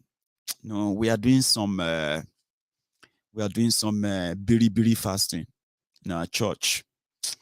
And you know me, I don't like fasting. You know, I'm somebody who just don't, but this time around, what can you do? You just have to do it for the Lord. You know? So I'm very strong. Go. So how many days? No, it's a long one. It's a very long one. How many long one? Like how many days? Maybe 1 week? No, brother Samuel. We're actually on a very, very long journey with the Lord. Until Lord changes everything. We are going to be fasting and we'll be praying. So, oh, that's great then. So, but for how long? We are thinking about 365 days fasting and prayer, dry fasting and prayer. Kilo day, now you kill our Lord and Savior. You. But the situation is that Nigeria is stifling life out of many of you, okay? And some of you, with the fake life, I don't want them to know that I'm struggling. I don't want them to see this or that. You are on it. You continue to make the same mistake, right? So who are you going to blame next? When they, change to next devil. They're now talking about another level, or legacy, whatever it is they are saying. You are jumping up and down. learn. Now, this same set of people, if you remember, they told you that once they have the opportunity, they were going to end Boko Haram terrorism based in northeast of Nigeria. They were going to end them in 3 months. This is the 7th year. More people have been killed. Boko Haram has opened shops in other places apart from Borno. Now they have territories that they control now. They have people who pay taxes to them now in Nigeria. They have ISWAP. They have Fulani terrorists. They have all manner of terrorists up north that are controlling territories, areas that Nigerian government knows about in 7 years. So now we from down south, we are now running Kaba, running Kobo Kobo. everywhere we run to, for safety from those who are speaking French and shooting AK-47 non-stop. For those of us who probably escaped the shooting and the killing, we ended up tied up in their camps, where our people have to cough out every penny they could get to come and buy us again. They call it ransom. And guess what they told us? Why don't you get used to that? Why are you all trying to cause tribal war in Nigeria? Why are you trying to complain about this and that? All of you people are enemies of Nigeria. If they kill your people, they must have provoked them. Fulani will not just come and kill your people. I mean, maybe they need land, or maybe you didn't give them a grazing route. What about cattle colony? What about you try to learn how to live with your killers as brothers and sisters? All manner of things. Would you prefer your life or your land? Which one do you want? Pick one, your land or your life. All manner of kind of banditry. They okay, yeah. They bombarded us with so many things because they are the terrorists. They cannot save us from any terrorist. They are the terrorists who have declared economic jihad that has made many of you watching me today shouting our local everywhere. Thought if I hear you tabet, thought if I hear you ta kalu already. No job, no nothing. Young people, every time you go to every part of betting houses right now, if you give them any money right now, they are looking for a way to double the money. They are looking for a way to triple it. They are because what? That is the only way they believe that they could at least live life if they are lucky. For example, use 1,000 naira to get 1 million naira. Use 5,000 naira to get 50 million naira. So everywhere they go this day, most of them, their job now, young people in Nigeria, their job now is to go on social media, open different, like about 10, 15 different accounts, fake accounts on Facebook, on Twitter, on Instagram, on everywhere. And guess what? And start begging. So about do giveaway now. Baba, you never pick me now. Baba, even if now 500 naira, make I take and do breakfast. Baba, please bless me this morning. Baba, even if now 100 naira, make you bless me. I didn't really grab it before. And if you have been a regular on social media, on most platforms, you would have been, you would have come across these people everywhere. Nigeria, who did that to them? And when you turn around, now the same people you go see shouting, shut up your mouth, enemy of progress. I say, enemy of what progress, for goodness sake? Your progress, that your progress that is being held by the same rogues, same criminals, that you are ready to defend to death in every way that whatever it comes your way. But on the other hand, you are back to the normal, begging to survive, and begging, including begging God, the God that you will never vote for, even if they put a poster out there and say, vote for God. I bet it, as much as many of them are shouting, God, God, God. Hey, God. Hey, whoa, God. Hey, along, whoa. Thank you, God. God is great. Thank you very much, God. God, come and fight for us. God told me this. God said this and that. Blah, blah, blah, blah, blah, blah. You go and do poster and put and say, God for president of Nigeria. He no go get 100 votes. He no go get them. They will never vote for God. So you go around begging. The system continue to milk you, okay? And they continue to dictate how they want you to live and exist. And most of you are actually doing that. And how, when they throw up religious sentiment, somehow, the way in you will suddenly turn you to defender of God. Listen, I agree with everything, but Maiyegun, I just want you to be very careful when you talk about God, okay? Please. We need to be very, very careful. I like you so much. Thank you. I like you. Well, you see, on the issue of God, God is, God can, where you are sitting down there, God can say, oh yeah, die. See, that's scary. Is that something you want me to remember about God? Say, oh, sorry. I forgot that you are a Nigerian. The people that always fight for God, but they always leave their own fight for God. You get what I mean? Maiyegun God ló ń sọ̀rọ̀ ẹ̀bẹ̀ yẹn. God tó yẹ pé tomorrow or Sunday everything can change now. God can. So calm down. That's not the point here. Are you trying to say God is not this? I say, Baba, calm down. There are things I believe that God would do, and there are things I believe that there are many things I believe that you have to do. But it's a very tough conversation, so to say. What I'm trying to say here is that you cannot continue, right, to follow the dictates of the criminals who knows how to press your mumu button. When they want to press your religious mumu button, they begin to throw God, to throw, they want you to be scared. My friend, wash your mouth, wash your mouth, So it's God that made him the president, It's the God that made him the governor. If you are trying to say anything like that, you need to be very spiritual. Maiyegun, I thought you are spiritual. But we're spiritualist. Spiritualist. Maiyegun, I thought you are spiritual. You should know that God is the God who pick and choose leaders. And I said, but Baba, that one is scary. Oh my, can't be like say, God don't like us with that too. No. God loves you. God loves everybody. God loves his children. God. I said, but how come? We say na criminals ain't can't they choose for us? No. You see, let me tell you something, right? God can want to punish people. I said, what did I do? What did I do?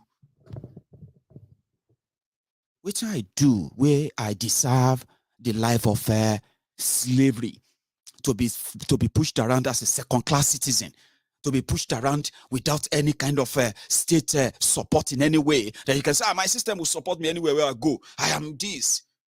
Which kind of thing? Which kind of punishment? You go punish, like, how many years we get to live? My papa, my mama, they witnessed Bokuwari. Your papa, your mama, maybe they witnessed him, or they witnessed Buhari. Obasanjo Abi, or maybe Namuritala. My papa, my mama, they witnessed Obasanjo, they witnessed Muritala, they witnessed Shagari, they witnessed Bokuwari. Jesus, I am witnessing Bokuwari to your law. Which kind? Waiting for do God? Innocent me. I don't beg anybody to bomb into Nigeria. If to all of us get chance to beg and say, God, please, I want to choose my country. Please, Sky Daddy, I want to choose my own country. I want to choose my own parents and all of that stuff. Seriously? Do you really think we will choose that Nigeria? I mean, but we don't beg anybody. Now, when we got here, they tell us, say, hey, guy, you better stop crying. Now, Nigeria, you do. The journey long go. You cry too much here now, you better don't waste energy. You go need that more. Because as you say, like Ben Kadeboye said, you will be hearing Oshodio. And then while they are shouting there, you'll be hearing up Nepa, eton fan yen.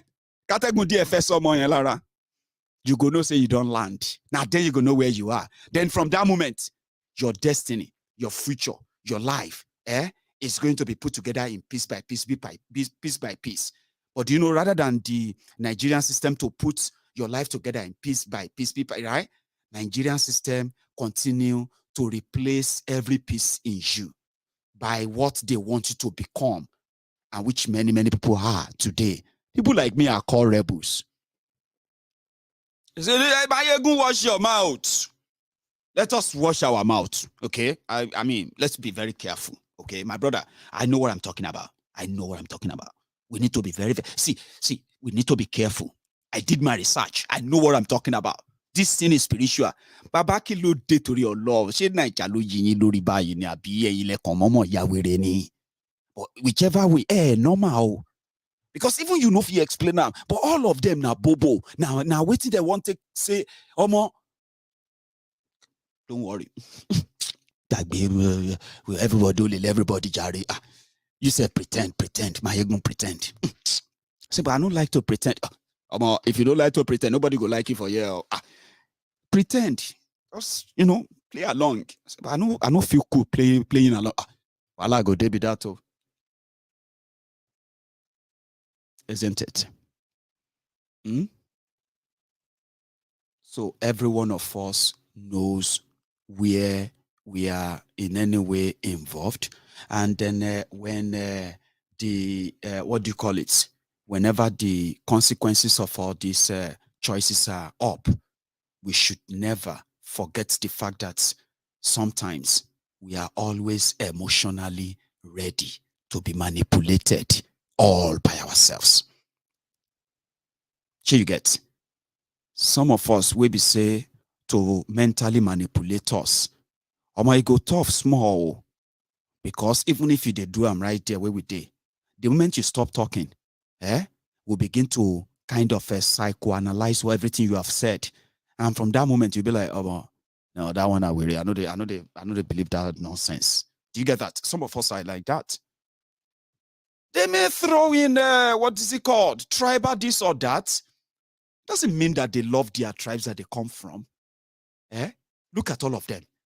Every one of them, whether in the ministry of this or ministry of that, or appointed as this one or that one, look at all of them from your local government, from your ward, where you actually know people up close.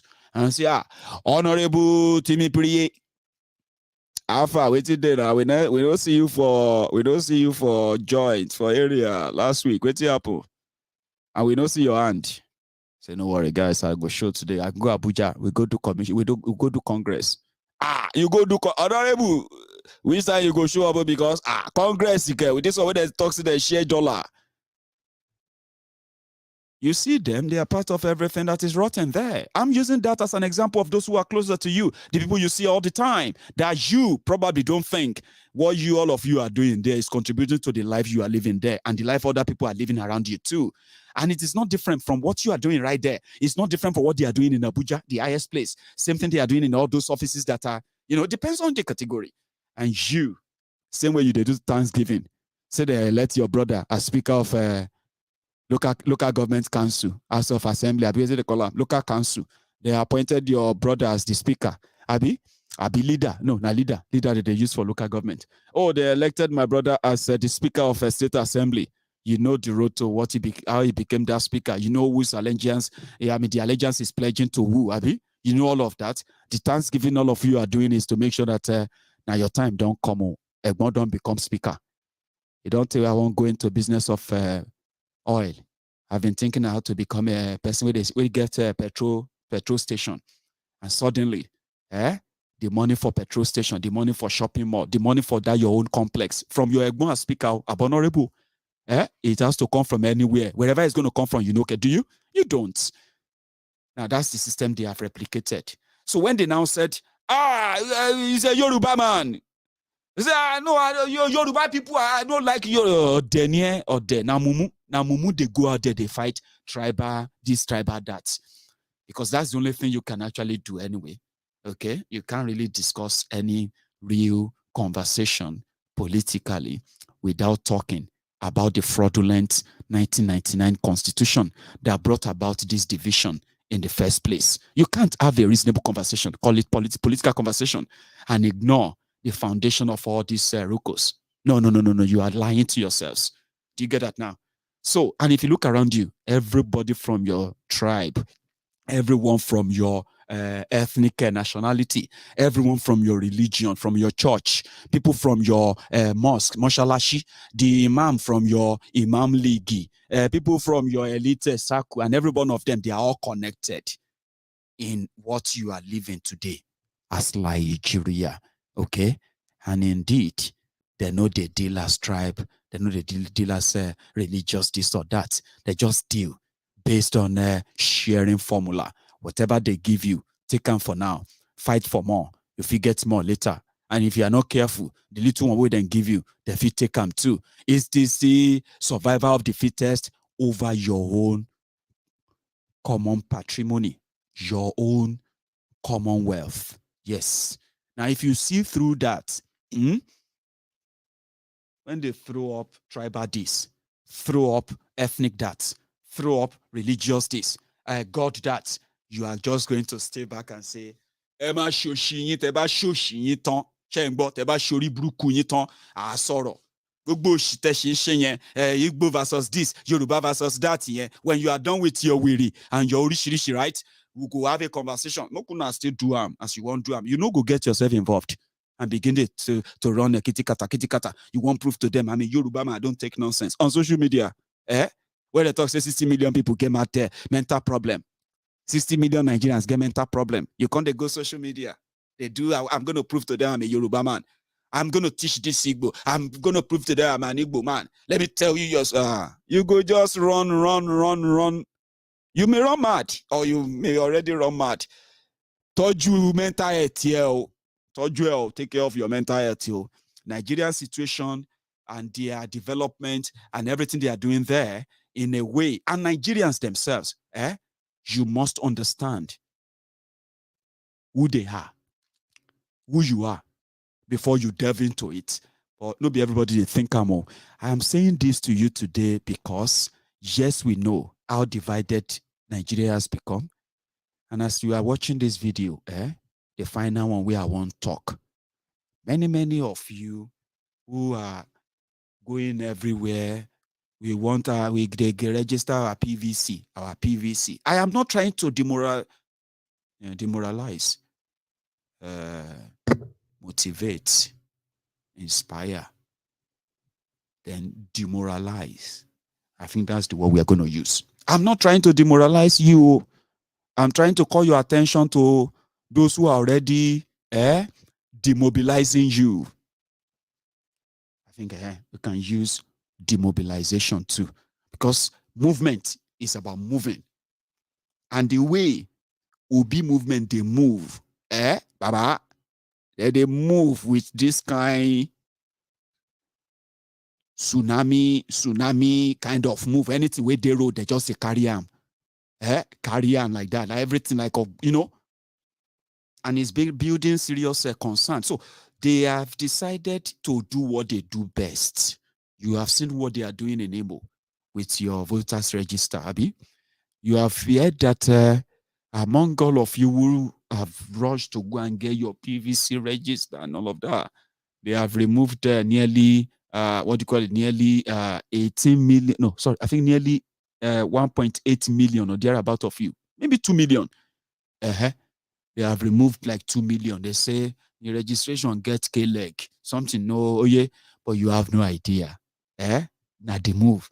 They have created fake IDs. They have smuggled them into that system in a way that, the list published by INEC to everyone as the registered voters is different from the list that they actually have to use for the election. So as you already have duplicated lists as you are in all of that stuff. So the same thing is just how they are going to make sure that you see that card reader or be waiting the column, which is what many of you are relying on. Transmission of results, as they have told you. They are already spending money in Imo State. In the next few weeks, you are going to get a judgment that's going to say, hey, using of card, be waiting the color, all of those things, they are illegal. May they come out. Everybody just go do teka. Now, all of these are being done, as well as the police-sponsored attack on you as well. So demobilization and all of that stuff is what somebody called it. So, however, that is one reason why someone believed that, again, it could have been the reasons why the likes of Oshiomole at this point are not taken prisoner. They are about to do what they said. Who let the dogs out? Who let the dogs out? Who? That he left behind. Now, I think for those of you who are social media warriors, there are issues here that you need to speak to. Go to Google and look at the first 6 months of Governor Ubiano's administration in Anambra State, what you will find in YouTube is a Governor Ubiano using bulldozers to demolish houses of kidnappers and those who were involved in what they refer to as Bakassi boys or even Bakassi girls. Who was the governor where Bakassi developed in Anambra? And who solved the problem?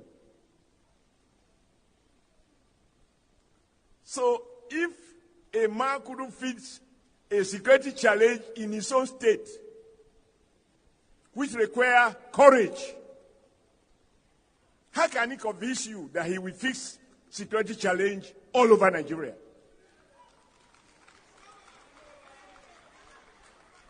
Don't take it from me. Go to YouTube and find out the first 9 months of Governor Obiano, and then ask yourself, who was his predecessor?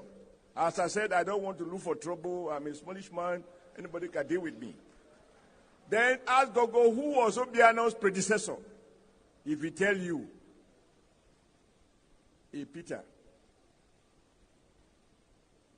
And so, if he has solved the security problem, will Obiano be demolishing, using bulldozer to demolish people's houses? For houses of kidnappers, Bakassi boys and Bakassi girls, bandits? So when they say, I will fix Nigeria, did you fix your state? Number 3, you don't need to be lectured on this. Just watch Bola Tinubu on the stage or anywhere. Tremor on the hands. Instability on the legs. The whole body is shaking. Look at the back of his agbada, misturating. Wait.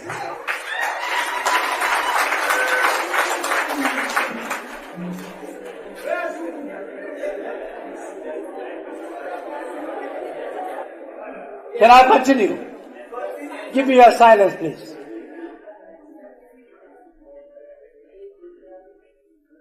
If he walks 10, 15 meters, what do you see? Palpitation. To sit down is a problem. To stand is a problem. To prostrate for prayers is a problem. That is to tell you that he is not physically and mentally healthy. We have seen the danger of electing unhealthy presidents in Nigeria. If you know the amount, one day we will come to know the amount of money spent on our presidents on their health requirements. I'm sure it's going to be mind-boggling. Mind-boggling. The amount is going to run into unbelievable figures. One day the figure will come to limelight. We want a healthy president, a stable president, a president with stable mind, a president who is healthy, fully oriented to time, people, and places. We want a president whose background, whose genealogy, whose male and female parents are well known to everybody around. We don't want somebody with questionable background, doubtful background, questionable genealogy. We want a president whose education, whose background. That is, that guy is served a criminal. But again, just leave the messenger and just remember the message. Now, Kruko, now correct. If they say somebody now go criminal, the guy was I think it was NHIS, was it? I think it was somehow one of the government agency in Nigeria. Okay, he happened to be I think secretary of that agency. They now accused him of stealing money, right? This same guy talking. Somebody will tell me his name. They accused him of stealing money. Now, it was during his court case day. This guy, said he had accident or something, I don't know, sha, like he became disabled. He had this neck guard for a person who is involved in a car accident. He had clutches. The crushes he had all those and ladies and gentlemen, he didn't know that the room provided for him as a sick man, where he was locked up in DSS. I mean, it's crazy. He didn't know there was camera there. This guy talking so. On the day of his court appearance, he decided to now dress up. This is a guy who was all right, okay, moving about everywhere. Then he decided to just dress up as a sick man. Omokonsi demonstration. He went to court like that. He appeared in front of a judge, demanding for, please release me. You see, I'm very unwell. I'm not well. I'm going to die. The guy came back from the court the same day, and he returned straight back to his cell, took off everything, put away the clutches. I think I want to listen to his message again. The second part, okay? Just to let you know that the water, that this their fraudulent charade called election is going to spill over. I am begging you, the brethren of the Temple of Truth, if you pay attention very well, you will likely never going to get your emotion in any way attached to some of the horrible things that they are going to say about themselves. So I'm talking about one Nigerianist, okay? If you check everywhere, you can see the way they are attacking themselves now. Those who are one Nigerianist, and you will see the Yorubas should go back to their region. That is from one Nigerianist, okay? You will never see anywhere that the Biafrans will say, we will never want any Yoruba. Every Yoruba in our land must leave our land when we become Biafra. You won't see any real person say that, okay? And you will never see anyone who is a nationalist in Yoruba land, a pro-independence in Yoruba land, and start bragging and say, if we get Yoruba land, we are going to chase away the Igbos. But you see, the one Nigerianists are already saying that to themselves. They are already threatening themselves and all that. In this time that they'll be doing that, you who have been a regular on MaiyegunsDiary Politico, no be saying at that time you go can't lose all your training, you no go like Amo. I swear. Not that I can help. I'm only saying it beforehand. These guys are going to say horrible things about themselves. Some of them are going to be so offending, even to you as a Yoruba man, as an Igbo man, and everyone from everywhere. Because as it is going to be tribal political war, ethnic, religious political war. Peter Obi said it is the tool used by the Nigerian political elite. It doesn't really exist apart from the political era and political period. And this moment is the only time they make sure that they keep and remain in power in perpetuity. Okay? So it is just their tools. I'm saying it to you now that you know that it is just their tools. You are not interested in their election. I don't think any member of this platform genuinely is interested in the charade. I have people who are interested here too, okay? Members of MaiyegunsDiary Politico. But nevertheless, I hope you remember that when you, what do you call it? When you are participating in their stuff, right? Peter Obi said that is their, that is their own stock in trade, okay? Throw in the tribal, ethnic, religious, everything. People will fight themselves, and by the time they are done, some of them have already validated the thing for us. If anybody tries to ask for anything again, shoot them and kill them. Do you understand that now? So all of us who are not participating, when you see them throwing all this tribal law, religious law, and the rest of them, just don't forget your teachings. The other part of this guy's message. Woto. Whose background, whose genealogy, whose male and female parents are well known to everybody around. We don't want somebody with questionable background, doubtful background, questionable genealogy. We want a president whose educational record are clear and very Christian and this kind of. with no question marks. We want a president who will hang the face of Moses and have the heart of Moses. Not a president who will hang the face of Moses, but hanging the heart of Pharaoh.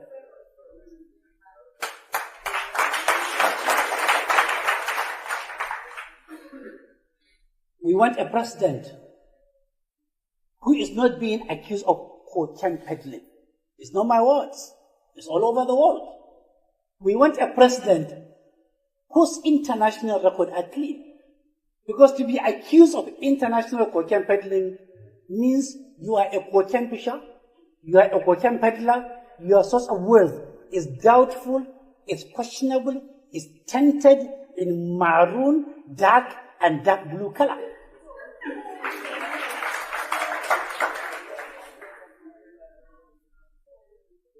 We want a president wherever he goes in Nigeria is home. Is home. Ask Tinubu, when you go to Katsina, who will accommodate you? Everybody will be running away from him. In Sokoto, why is he accommodation? In Sokoto, in Zamfara, in Kebbi. In Kano, he will be accommodated by the dollar-receiving governor. But in substantial part of Nigeria, he is not home. A stranger, unknown to the communities. You don't vote a stranger to be your president. You don't want a stranger who doesn't know about your feelings to be your president. He will. That is from somebody who came from a place where Boko came from. Who came from a place that produced Boko as president. You see all those conditions. Everything don't settle down. That's a B, to call you. Now, all of now they waste your time. All those things you are talking now for your pockets. The people that will do the job, they're already lining up. The leader that will be the leader, that's your business. He's already told you, he said, he's not going to ask Old Rock to go and do a carpentry job. So it's not going there to be a physical this thing. No. All of you now, he no send you. As a B, we won't collect, don't they collect. For example, they say the wife of Labour Party chairman in Lagos, that Foluke Daramola, you remember, her husband is called Kayode Salako. Okay. So until 3 months ago, Kayode Salako, I'm with other political parties as we know how they do it in Nigeria. After APC, PDP, every other party in Nigeria, they are loyal to either APC or PDP. That's how it has always been. Okay. In 1999, we had AD versus PDP versus ANPP. Back then, AD gave their ticket to Olufalaye, Pa Olufalaye or Chief Olufalaye, as the symbol of the Yorubas to go into that battle. Olufalaye Lule B. And Obasanjo became the president. Guess what happened? Olufalaye, when AD was no longer there, Olufalaye joined a party or started a party called SDP. The same party, MKO Abiola ran on. Now, SDP is not because SDP want to be president of Nigeria anymore or form any government. Like many other political parties owned by different politicians who are also members of APC, PDP. It's so strange, right? Well, it's not strange. In Nigeria, yeah, you see all the members of APC and PDP, right? If you go and check all the political parties, apart from these two, you will find the names, the names of those who are excos of APC, PDP from world level to national level. You will see some of their names in the executive council or executive board of many of those political parties. So it was like a racket, okay? So if you are like, you see, we need to go and look for, everybody should try and look for a small party. And we all join that small party. And we then try and take over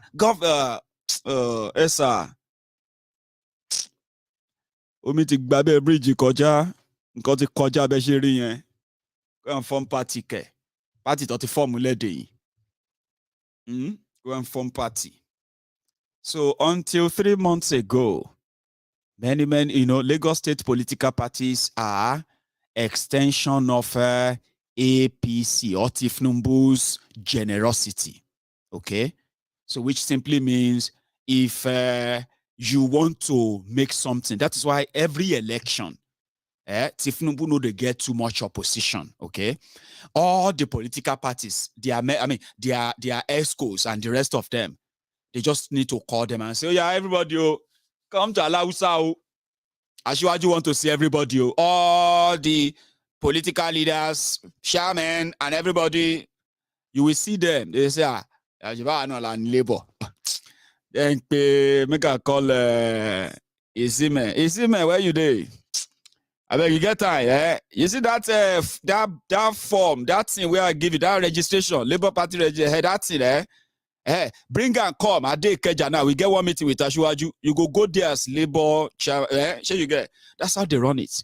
That's why when the election is coming, they settle them, and you begin to see. You begin to see on the day of election. You begin to see ADC party agents, sharing money to voters, telling them to go and vote for APC. And you be like, I be my eyes they deceive me, Nike. Is it that my eyes are deceiving me? How come the Labour Party or Green Party agent is now the conductor for APC on the day of election? Share my eyes, they deceive me. Baba, your eyes know they deceive you. Everybody, they bobo everybody. Share you get me? Everybody, they bobo everybody. Now, person will allow himself to be boboed. Now, they come back later, they feel like, oh, they don't cheat me, sha. Every one of you who is interested in the fraud, you are available to be boboed. You will see them and say, oh, man, this country don't corrupt. Oh, are you not a DC agent? I have a DC ledger, Benny, 2Bay, APC. May you collect your bar, may them give you now. You want talk story, Abi, you want waste your votes? Say you want waste your vote on Labour. I be Labour. I see me, I be Labour. But today, we have to vote for people who can win. Now, I'm speaking from experience, by the way. In 2019, on MaiyegunsDiary Politico, I was able to, in this temple, I was able to, break down the political, the political abracadabra of Nigeria to some point that, I felt like, okay, we should do something. Maiyegun, everything you do is talk. We need to do something, Maiyegun. We need to do something. I said, okay. If you want us to do something, what we have to do then is that let us go and support the people who are the victims of the bad governance. Okay, let's support them. Maybe if they get the support, if they get enough funding, they can vote for themselves, mobilize, like their life depend on it.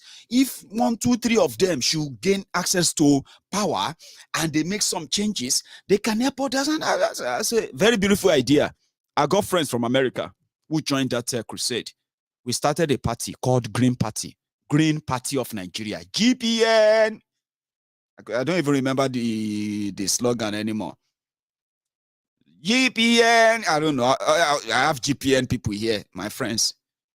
We wanted to use the poor people army to fight the people that kept us poor, and we want to continue to keep us poor. 2019. Oh. Ladies and gentlemen, we started like 3 years before the election. We focus more in Yoruba land. Me, because I came from Ogun State, I got more people who believed that we could do it from Ogun State, who joined us. And they put in their money, they did everything to start planting party offices everywhere. We say, it's our time. Maiyegun, what you are doing is, you are a great man. Maiyegun, you are trying to show the way. Maiyegun, you are such a... Now so we they pay school fees. Now so we they pay hospital bill. Now so we they pay people who say they never shop for 1 week. Hello, Maiyegun. This is me. Akala, that Adigbe. Akala, how are you? Esa, I'm not okay. I have been working and working all the area, the whole 13 ward where they my area, sir. Everywhere now, Green Party. Akala, nice one. Kushe. Well, sir, I don't like this honorable that they said is our honorable. The guy is not everywhere. Yes, sir, I want to talk to you. What is it, Akala? Yes, sir, see, you need to help us. You need to help me. Akala, that's not a problem. What do you want, Akala? Yes, my landlord. Yes, I want to, if you can get me one small Okada, I can be using that to feed my family. People are abusing me that I'm doing Green Party. I'm very poor. Look, my friends are following APC. They are following PDP. They are collecting money. Akala, calm down. I don't get money to buy Okada. Okay? But when it comes to that school fees where you mentioned, how much is the school fees of your daughter? 25,000. 25,000. Okay. How about your wife? What's she doing? She said, okay, Akala, I will make arrangement for something. Just continue what you are doing. One day, you will not need to no.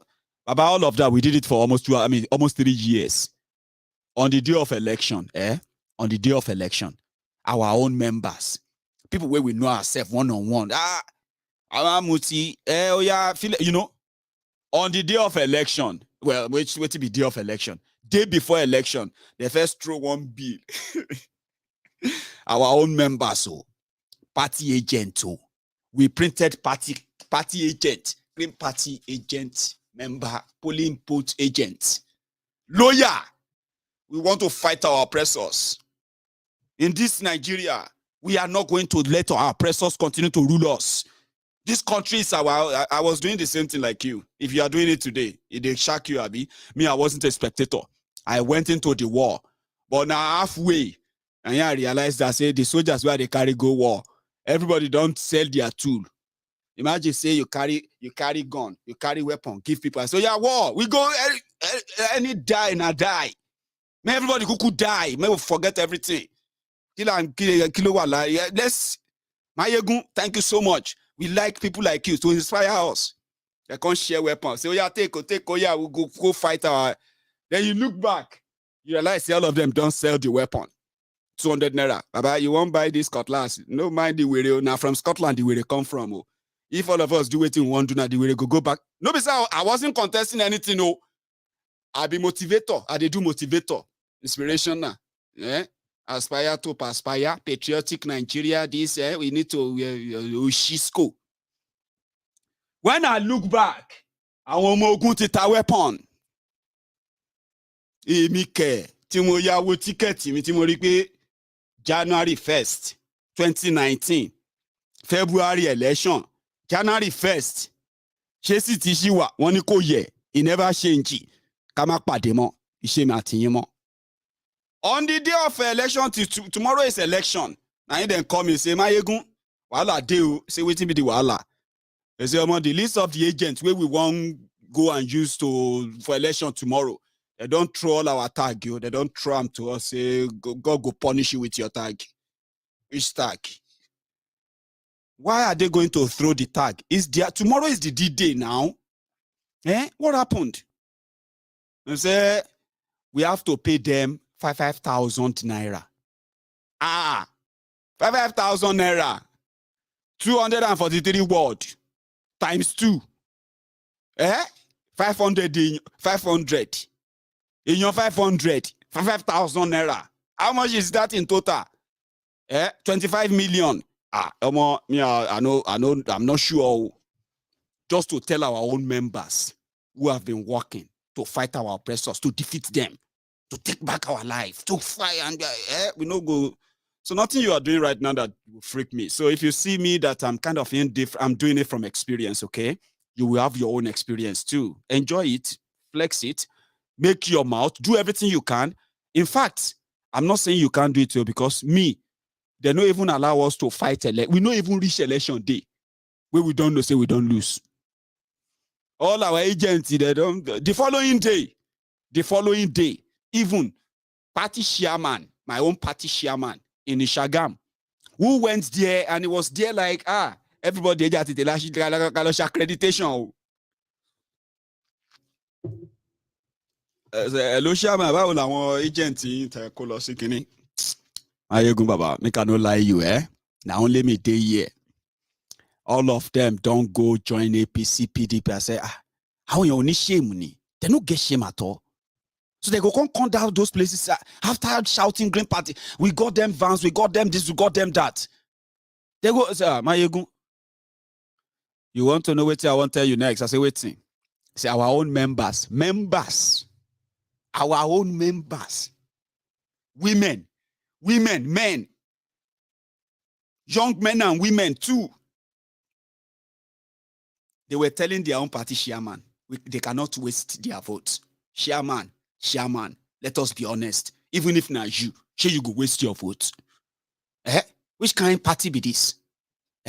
Anything where you can, even if it's 500 naira, give it to us. I mean, see everywhere, market day. You are telling us to go and, well, chairman, well, it not be so. See, now the 1,000 naira we then give me for APC be this.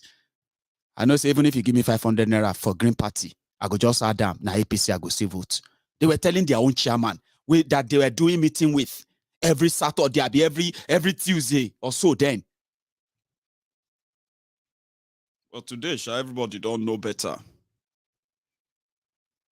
Because all those political parties are also controlled by the main parties.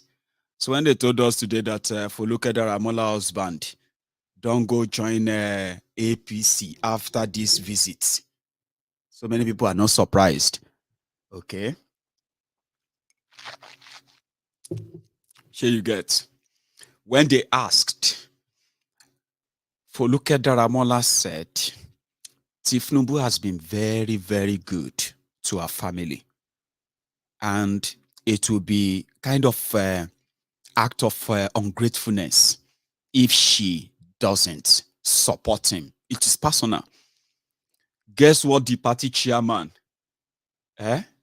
Guess what the party chairman of Labour Party said? Kayode Salako. I cannot fault my wife, which is true, because Tinubu has been very good to our family. He is our family benefactor. All right, that is also personal. So, in a nutshell, if you are obedient in Lagos, I know you raised the alarm, and today they said Salako, don't go to where in won't be before all of una go begin to post in phone number, in address, and the rest of that, like you always do on social media, that today everybody just won't get ready for you. You see those obedient? Some people will just want to just rile you up, just make you, they just want to see your reaction and the rest of that. The guy don't leave una. Say make una go find another chairman. We be say, go get, and as it be so, if all of una go pay attention very well, you might need to change the entire ESCO of Labour Party in Lagos State. I'm just saying, not just Lagos, so if possible, to change 90% of those you are meeting there. Because until 3 months ago, many of you don't know, or you didn't know the people in charge of Labour, because what's to concern you with Labour? You get what I mean? So you better do some level of home cleaning. Because the people that will sabotage, as you know, they are really not the people outside. They are mainly the people within. And as it be so, Tinubu, person will spend, person will spend 23 million. I mean, are the crazy? What did they happen? 100 million times 23. Not be 2.3 billion with that. 2.3 billion. Like that. So maybe people just go buy form to just cause distraction and everything. Oh yeah, 100 million like that. Now you go come find them hard to buy all these small parties to cause problem. Their issue, their own is not to rig for them. No. It's just to further. I wish you well, oh. My brother Omoyele Show has been kind of been outstanding too. I just choose not to say much about Showore, simply because if I have to say anything about Showore, I have to say everything nice about him. Yes, because he is in fact the good man that somehow, some of you have managed and then developed this personal disdain for. Now you're right, too, because if you ask some people how they feel towards so many other personalities in Nigeria, they will tell you things you will never believe, and that's how they feel. All right, doesn't mean they are right, okay? But Showore is a very, very good man, and on this platform, Showore told me, he told us, he agreed with us that PVC is poverty validation card, and he would never encourage anybody to go and get it, except this fraudulent contraption is totally discussed before we can say, let's have an election. Because he knows, he said it. He said he knows the system is rigged. Okay? And all you have to do is to fight it and fight it and fight it. You are likely never going to win it. But he agrees here. He said, it's true. Election won't solve Nigeria issue. And I cannot come here and say, sure. No. He has done so much good. There are so many of you kind of will never admit, but a lot of people will admit as well, that I would rather just say, we just count the months. Abi? So that when February or so comes, whatever happens then and after, to those who survive them, this diary will keep the record. I think I should take a break. I was going to take calls, but if you are not in such a hurry, okay, I'll take 1 or 2 calls tonight, right? And then we'll call it a night. So first, let me go and let me take a break. And you can dial that number now, okay? If this is your first time of being on MaiyegunsDiary Politico as well, please join me on my YouTube channel. Take a moment and take a tour, okay? And then subscribe. I have over 500,000 people on Facebook.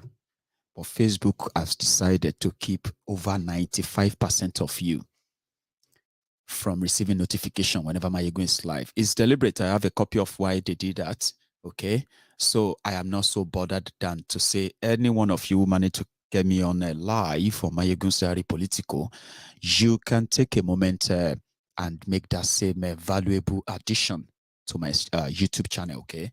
I mean, it's the same thing anyway. The same kind of, content, but much like beneficial to the creator if you join my channel on YouTube. So you can make my YouTube get to 100,000 at least. I have over 500,000 on Facebook. Imagine if just 40,000 of you decided to make up that number on YouTube. I'm just asking. It is all voluntary. I'll be back and I'll take calls soon.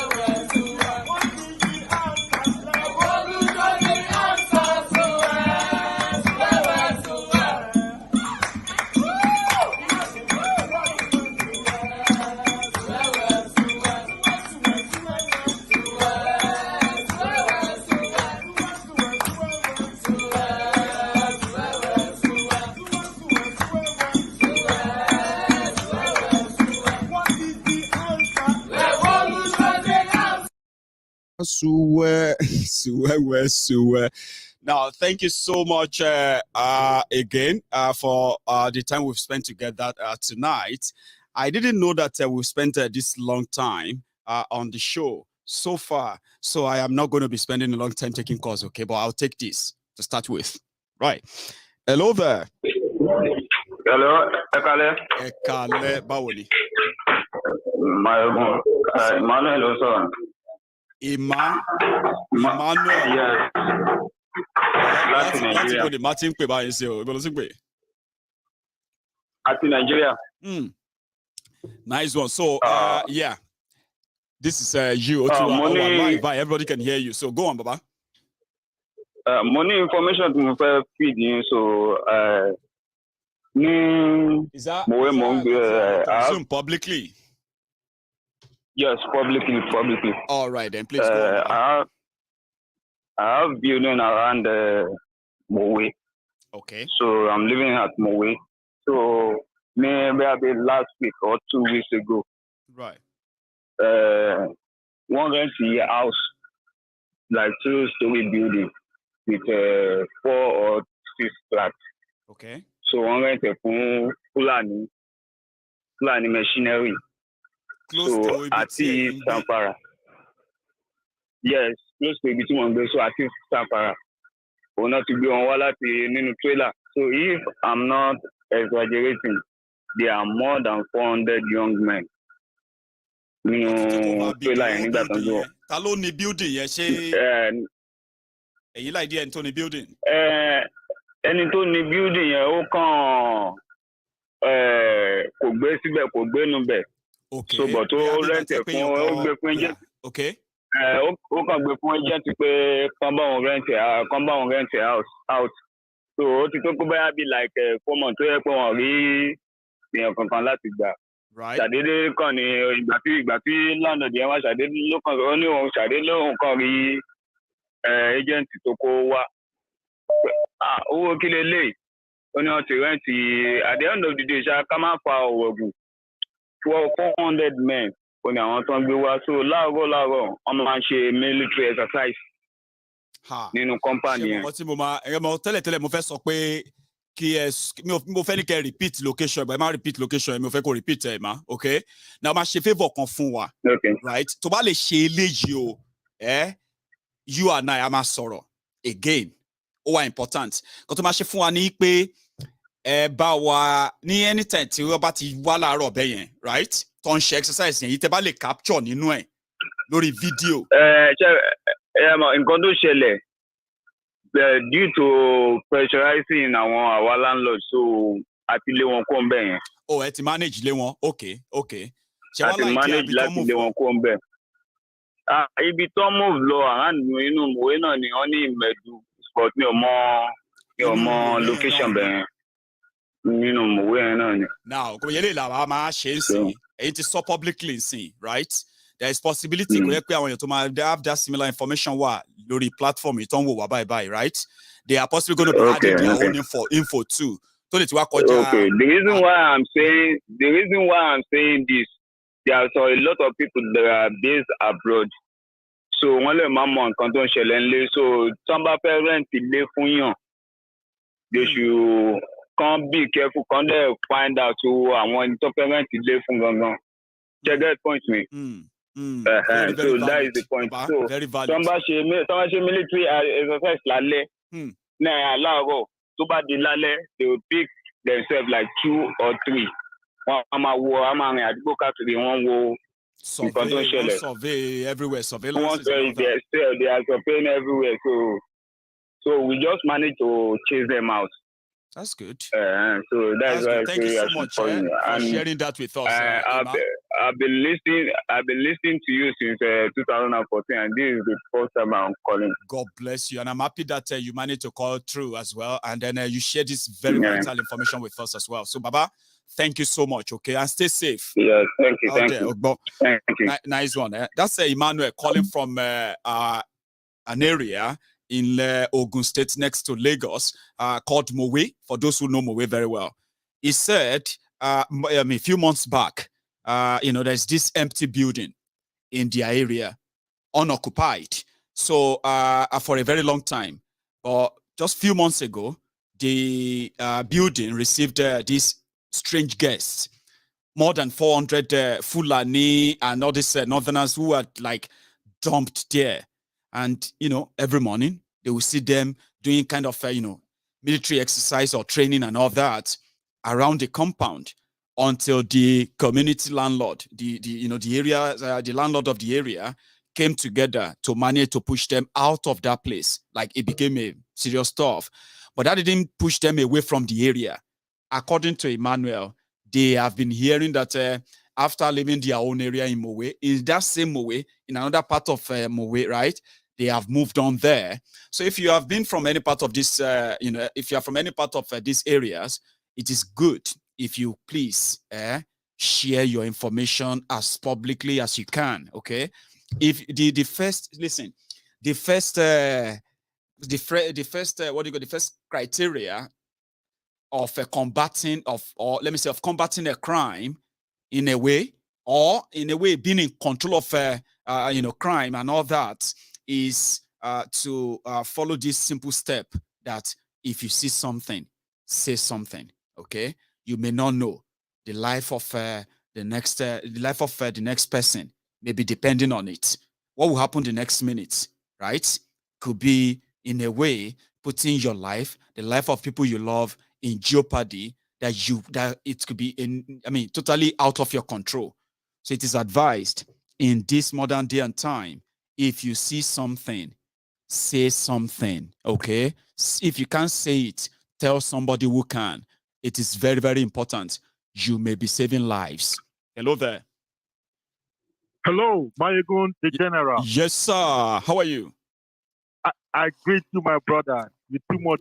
I greet you too. Thank you. If you must know, I'm calling from Atlanta. From Atlanta, not that it matters. Mm-hmm. Yeah, not that it matters. Not that it matters. Oh, it does matter. Listen, everyone who takes time, what I do most of the time is that everyone from every part of the world, especially if you are calling from outside Nigeria, where I live as well, sometimes the question we ask ourselves is that how do people listen to this guy for hours? And that's the question I ask myself too. You know what I mean? Like, how do they? So when you now have to call me in, I do appreciate if I know where you're calling from. So it matters, Baba. Maiyegun, I will listen to you for days. I have an Igbo mother, and I will not disclose where my father comes from. There is something I really want to point out, and it's a big, very big shame. Even on your platform as you speak, in other platforms, even on the comment section, you see Igbo attack Yoruba. Yoruba attack. If you call Tinubu, all the Yorubas will attack you, they will pick offense. It's a shame. I know. It's a shame. Hello. Hello? Papa, I'm with you. It's a shame. Yeah, go on. It's a shame. And some of them think some will tell you I went to this school and that, and you live in America. You live in UK. And now, you say bigotry in people doesn't really matter how educated they are or how exposed they are, even how well to do they are. The bigotry is always there.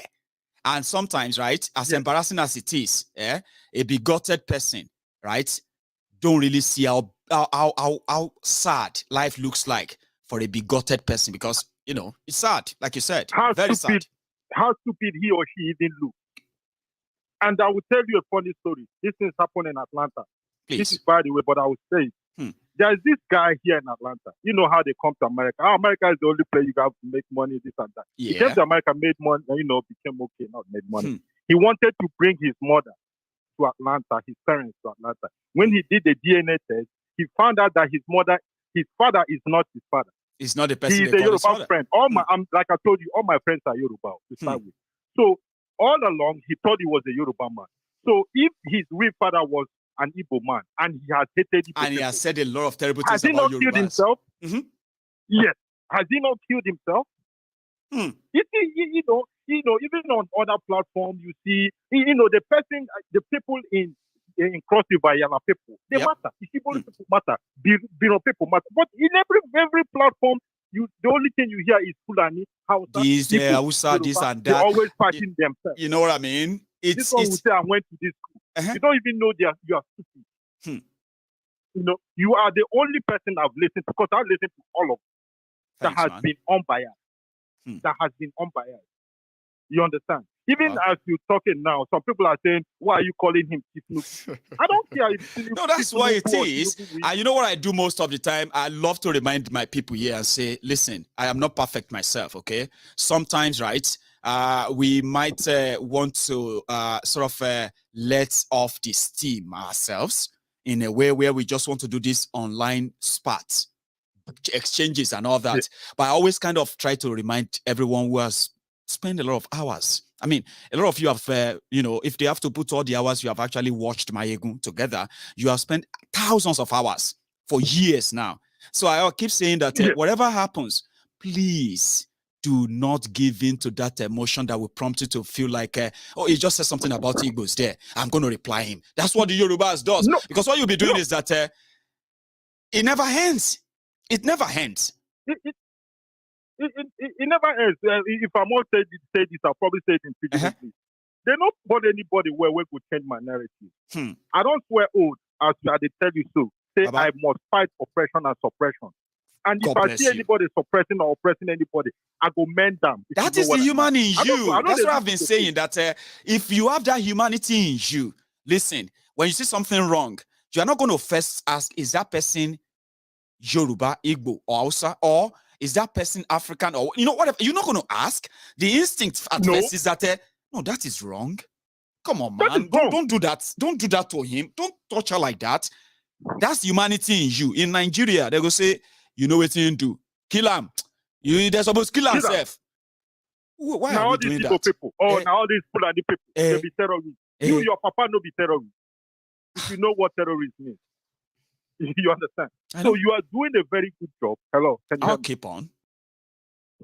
Yeah, please do. And please continue to sanitize these people. Because you see the story I told you. If that guy had all along killing Igbo people, maybe his father is an Igbo man. Yes. And how is he going to actually have to live with that? Exactly. So let us move away from this. I keep reminding people. I mean, make your choices, know the consequences of your choices, but at the same time, never lose your humanity. The humanity in you will turn you to somebody without sympathy, empathy. And when these two are no longer in you, genuine ones, I'm not talking about fake empathy and sympathy. Genuine ones, if they're no longer in you, you become a sociopath. People who have no real feelings except for what they are interested in. Fascist and all that. That doesn't serve anybody's interest. It doesn't. It doesn't. So all my friends, like I told you, I started earlier, Yoruba people. I don't have any Igbo friends. Not that I chose them by, it was intentional. It rhymes with me. I went to school in Cross River. So I mingled with all those minority people. They accept me as brother. I did a little bit of college in Nigeria and I blended with, I did it just to keep afloat because my parents wanted me to know Nigeria very well. Then I came back to the States. But I blended with all these minority people, all those people who send you. Everywhere. Nobody cares where you're from. And there's a question I always ask them. When did you even know that you're an Igbo man or Yoruba man? You all of a sudden, your papa is speaking Igbo or Yoruba. So if your papa was speaking Igbo or Yoruba, conversely, what would you have done? So I see people, they stylishly, like Akata would say, they sneak in tribalism and bigotry, thinking that we are. And to make it worse, our people love to cherry pick what they think. They can say, if you say, but why did you do this? Say, can't you see that we have to treat him like that? I say, okay, why didn't you treat that one like that? No, it's a different one. Okay, that one is a different case. All right. What is different there? They are similar, but you don't get it. I mean, that's how they cherry pick in a way to further kind of validate their hypocrisy. I won't stop saying it. And I have people who have probably kind of have a sort of a rethink many times. They've said it to me. Like, Maiyegun, I have to be honest to you, right? I never used to see things like that. Seriously, I'm educated, I traveled a lot, right? But there's always this thing in me that always reminded me to be very, very careful of the Yorubas. Oh, there's something in me that always said I should be very, very careful of the Igbos. But you see, there are times I have managed to now said, hang on, I've never had any bad experiences with any Igbo, Hausa, or anybody. For real, personally. So why should I then just treat everyone what I've been told or how I've been told to treat them. Then he said, but Maiyegun, you made it a bit more understandable because in your own case, you made us realize that there are people who are actually benefiting from what they have made you to become, which is not in your own interest. And that's why they preach that. So if you stop becoming that to them, they will lose. And that's the battle we are after now. Like trying to make everybody stop following the dictates of those who never wish us well. Hey, and they're in America. They're in UK. They're everywhere. They go to class. If they go to class, they write a test. They give them their right scores. They didn't. They go look for a job. They employ them. Okay, but when you go back home, you say so you don't like equality and justice. Some of them will say, "I waiting for equality and justice." You know, there for politics. You be. I don't know the right thing. There's one more thing I want to say. Yeah. If you can comment on this, I said this is passionate. Please tell Nigeria to stop stealing from the Niger Delta. They should stop devastating and messing up the environment for the likes of whoever. I don't want to call names so that it doesn't. Everybody can listen and hear that. And we can also at the same time say, if not later, it should be sooner, right? They should also stop encouraging Nigeria to keep destroying, degrading the environment and to continue, right, to risk the life of the people living in that area by what they call the gas flaring, SUF and all of that. They too should stop, please. They are hearing both you and I. We are delivering together now.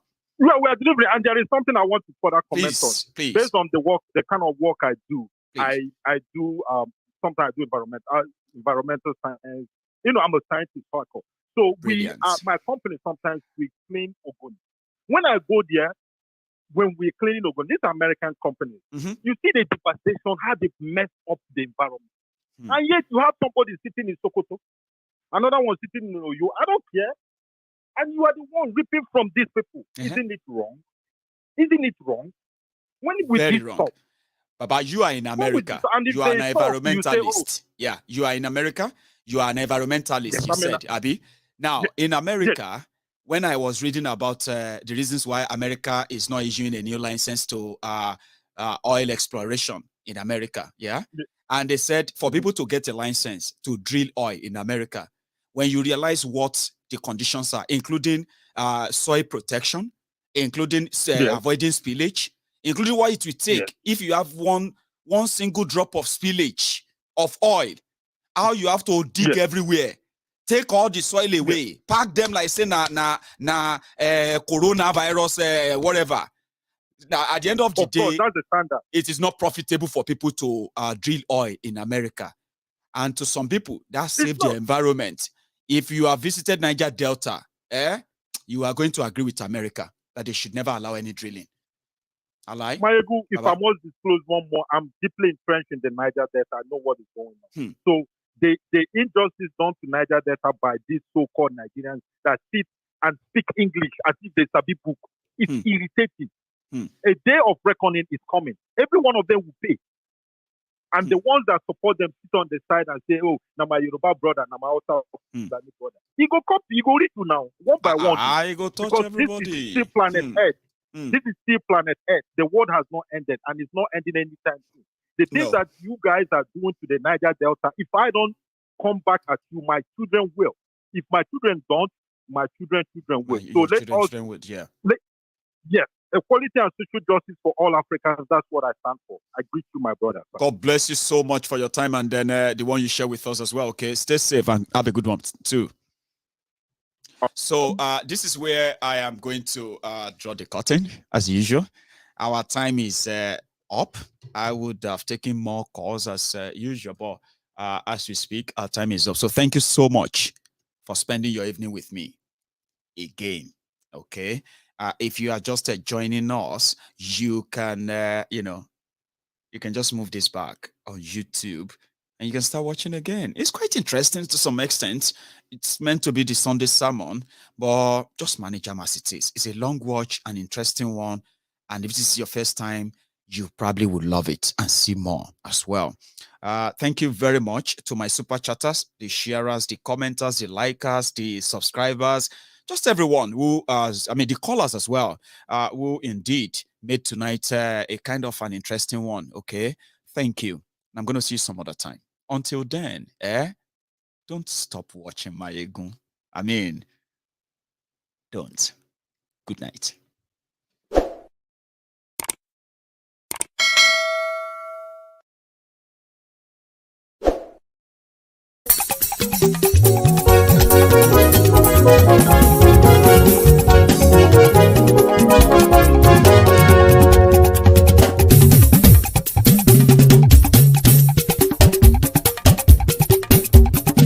Maiyegun làwa mọ̀ làmọ̀ tó dòdòdò.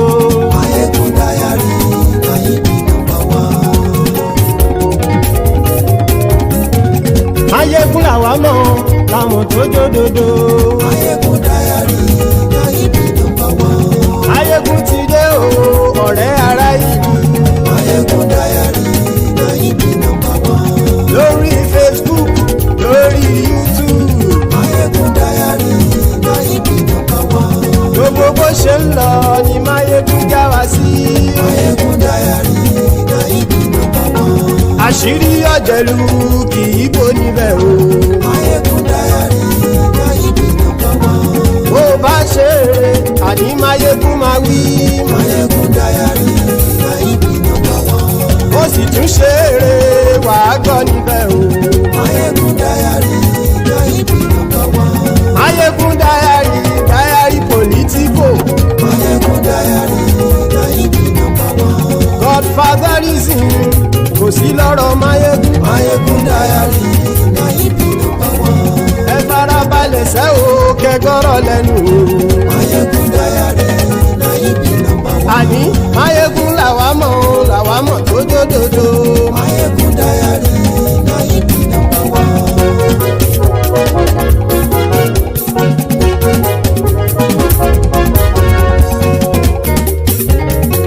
Àní ẹ̀sùn ràkì.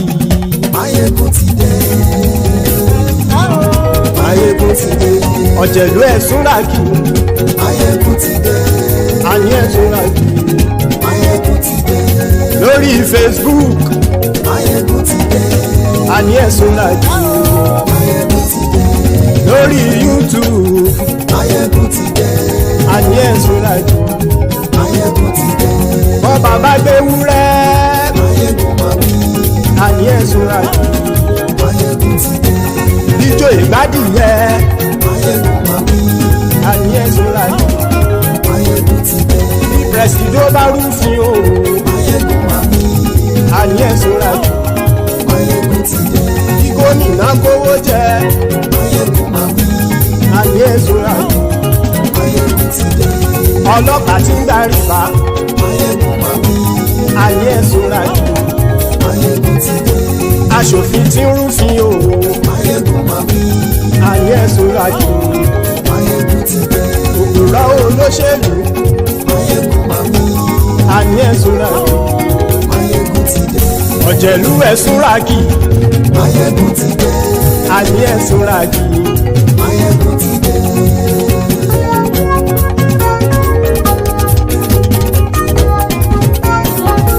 Maiyegun ti dé.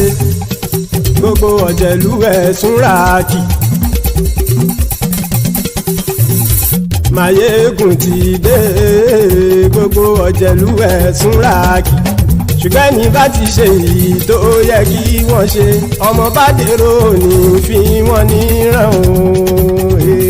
Maiyegun ti dé. Gbogbo ọ̀jẹ̀lú ẹ̀sùn ràkì. Maiyegun ti dé. Gbogbo ọ̀jẹ̀lú ẹ̀sùn ràkì. Ṣùgbọ́n ní bá ti ṣe èyí tó yẹ kí wọ́n ṣe, ọmọ bá dèrò ní fi wọ́n níran. Wọ́n fowó bẹ́ẹ̀ o. Maiyegun ó sọ pé wọ́n ò bẹ́ẹ̀. Wọ́n fowó bẹ́ẹ̀. Maiyegun ó sọ pé wọ́n ò bẹ́ẹ̀. Oníkan ṣáàtì ṣe èyí tó yẹ kí wọ́n ṣe fáwọn ará ìlú tó gbé wọn débẹ̀ o. Maiyegun ti dé. Gbogbo ọ̀jẹ̀lú ẹ̀sùn ràkì. Maiyegun ti dé. Gbogbo ọ̀jẹ̀lú ẹ̀sùn ràkì. ṣùgbọ́n ní bá ti ṣe yìí tó yẹ kí wọ́n ṣe ọmọ bá dẹ́rọ̀ ò ní fi wọ́n níran. Kì máa yí ṣe eré ọ̀rọ̀ yìí kì í ṣe ẹ̀fẹ̀. Kì máa yí ṣe eré ọ̀rọ̀ yìí kì í ṣe ẹ̀fẹ̀. Ẹni bá ti lè lẹ́bọ̀ lẹ́rù o ọmọ bá dèrò kàṣà ìtú wọn síta. Maiyegun ti dé gbogbo ọ̀jẹ̀lú ẹ̀ súnra kí. Maiyegun ti dé gbogbo ọ̀jẹ̀lú ẹ̀ súnra kí. ṣùgbọ́n ní bá ti ṣe yìí tó yẹ kí wọ́n ṣe ọmọ bá dẹ́rọ̀ ò ní fi wọ́n níran. tẹnitẹni ọmọ Maiyegun ọ̀rẹ́ ara ìlú mọ̀mọ́ ni mo fọlọ́hún sọ ẹ̀ bá kìlẹ́bù lóòótọ́ olódodo ìlú ọ̀tá ìlú mọ̀mọ́ ni ìwọ ṣá máa ń ṣọ́ra kò sì mọ́ bẹ̀rù bọ́tà ń lè rí bóníṣègùn lé káwọn mọ̀mọ́ fi ṣera wọn ni ó ti dẹrùn tí wọn ò gbọ́dọ̀ sì mọ́ bẹ̀. èèpo ọ̀gọ̀lọ́mọ bá dérò tàjẹ́ ò gbọ́dọ̀ jẹ́ ó ti dọba lórí àbínú ẹni kò sì mọ́ bùyà àìsíwọ̀lú ní ẹnìkẹ́ ìgbódì ẹyin lábàrá ó kó ẹni tó bá dán wò á kàmù. Maiyegun ti dé gbogbo ọ̀jẹ̀lú ẹ̀ túnra kì. Maiyegun ti dé gbogbo ọ̀jẹ̀lú ẹ̀ túnra kì o. Ẹni bá ti ṣe yìí tó yẹ kí wọ́n ṣe ọmọ bá dèrò òní fi wọ́n níran o. Maiyegun ti dé gbogbo ọ̀jẹ̀lú ẹ̀ túnra kì. Maiyegun ti dé gbogbo ọ̀jẹ̀lú ẹ̀ túnra kì. ṣùgbọ́n ní bá ti ṣe yìí tó yẹ kí wọ́n ṣe ọmọ bá dẹ́rọ̀ ò ní fi wọ́n níran.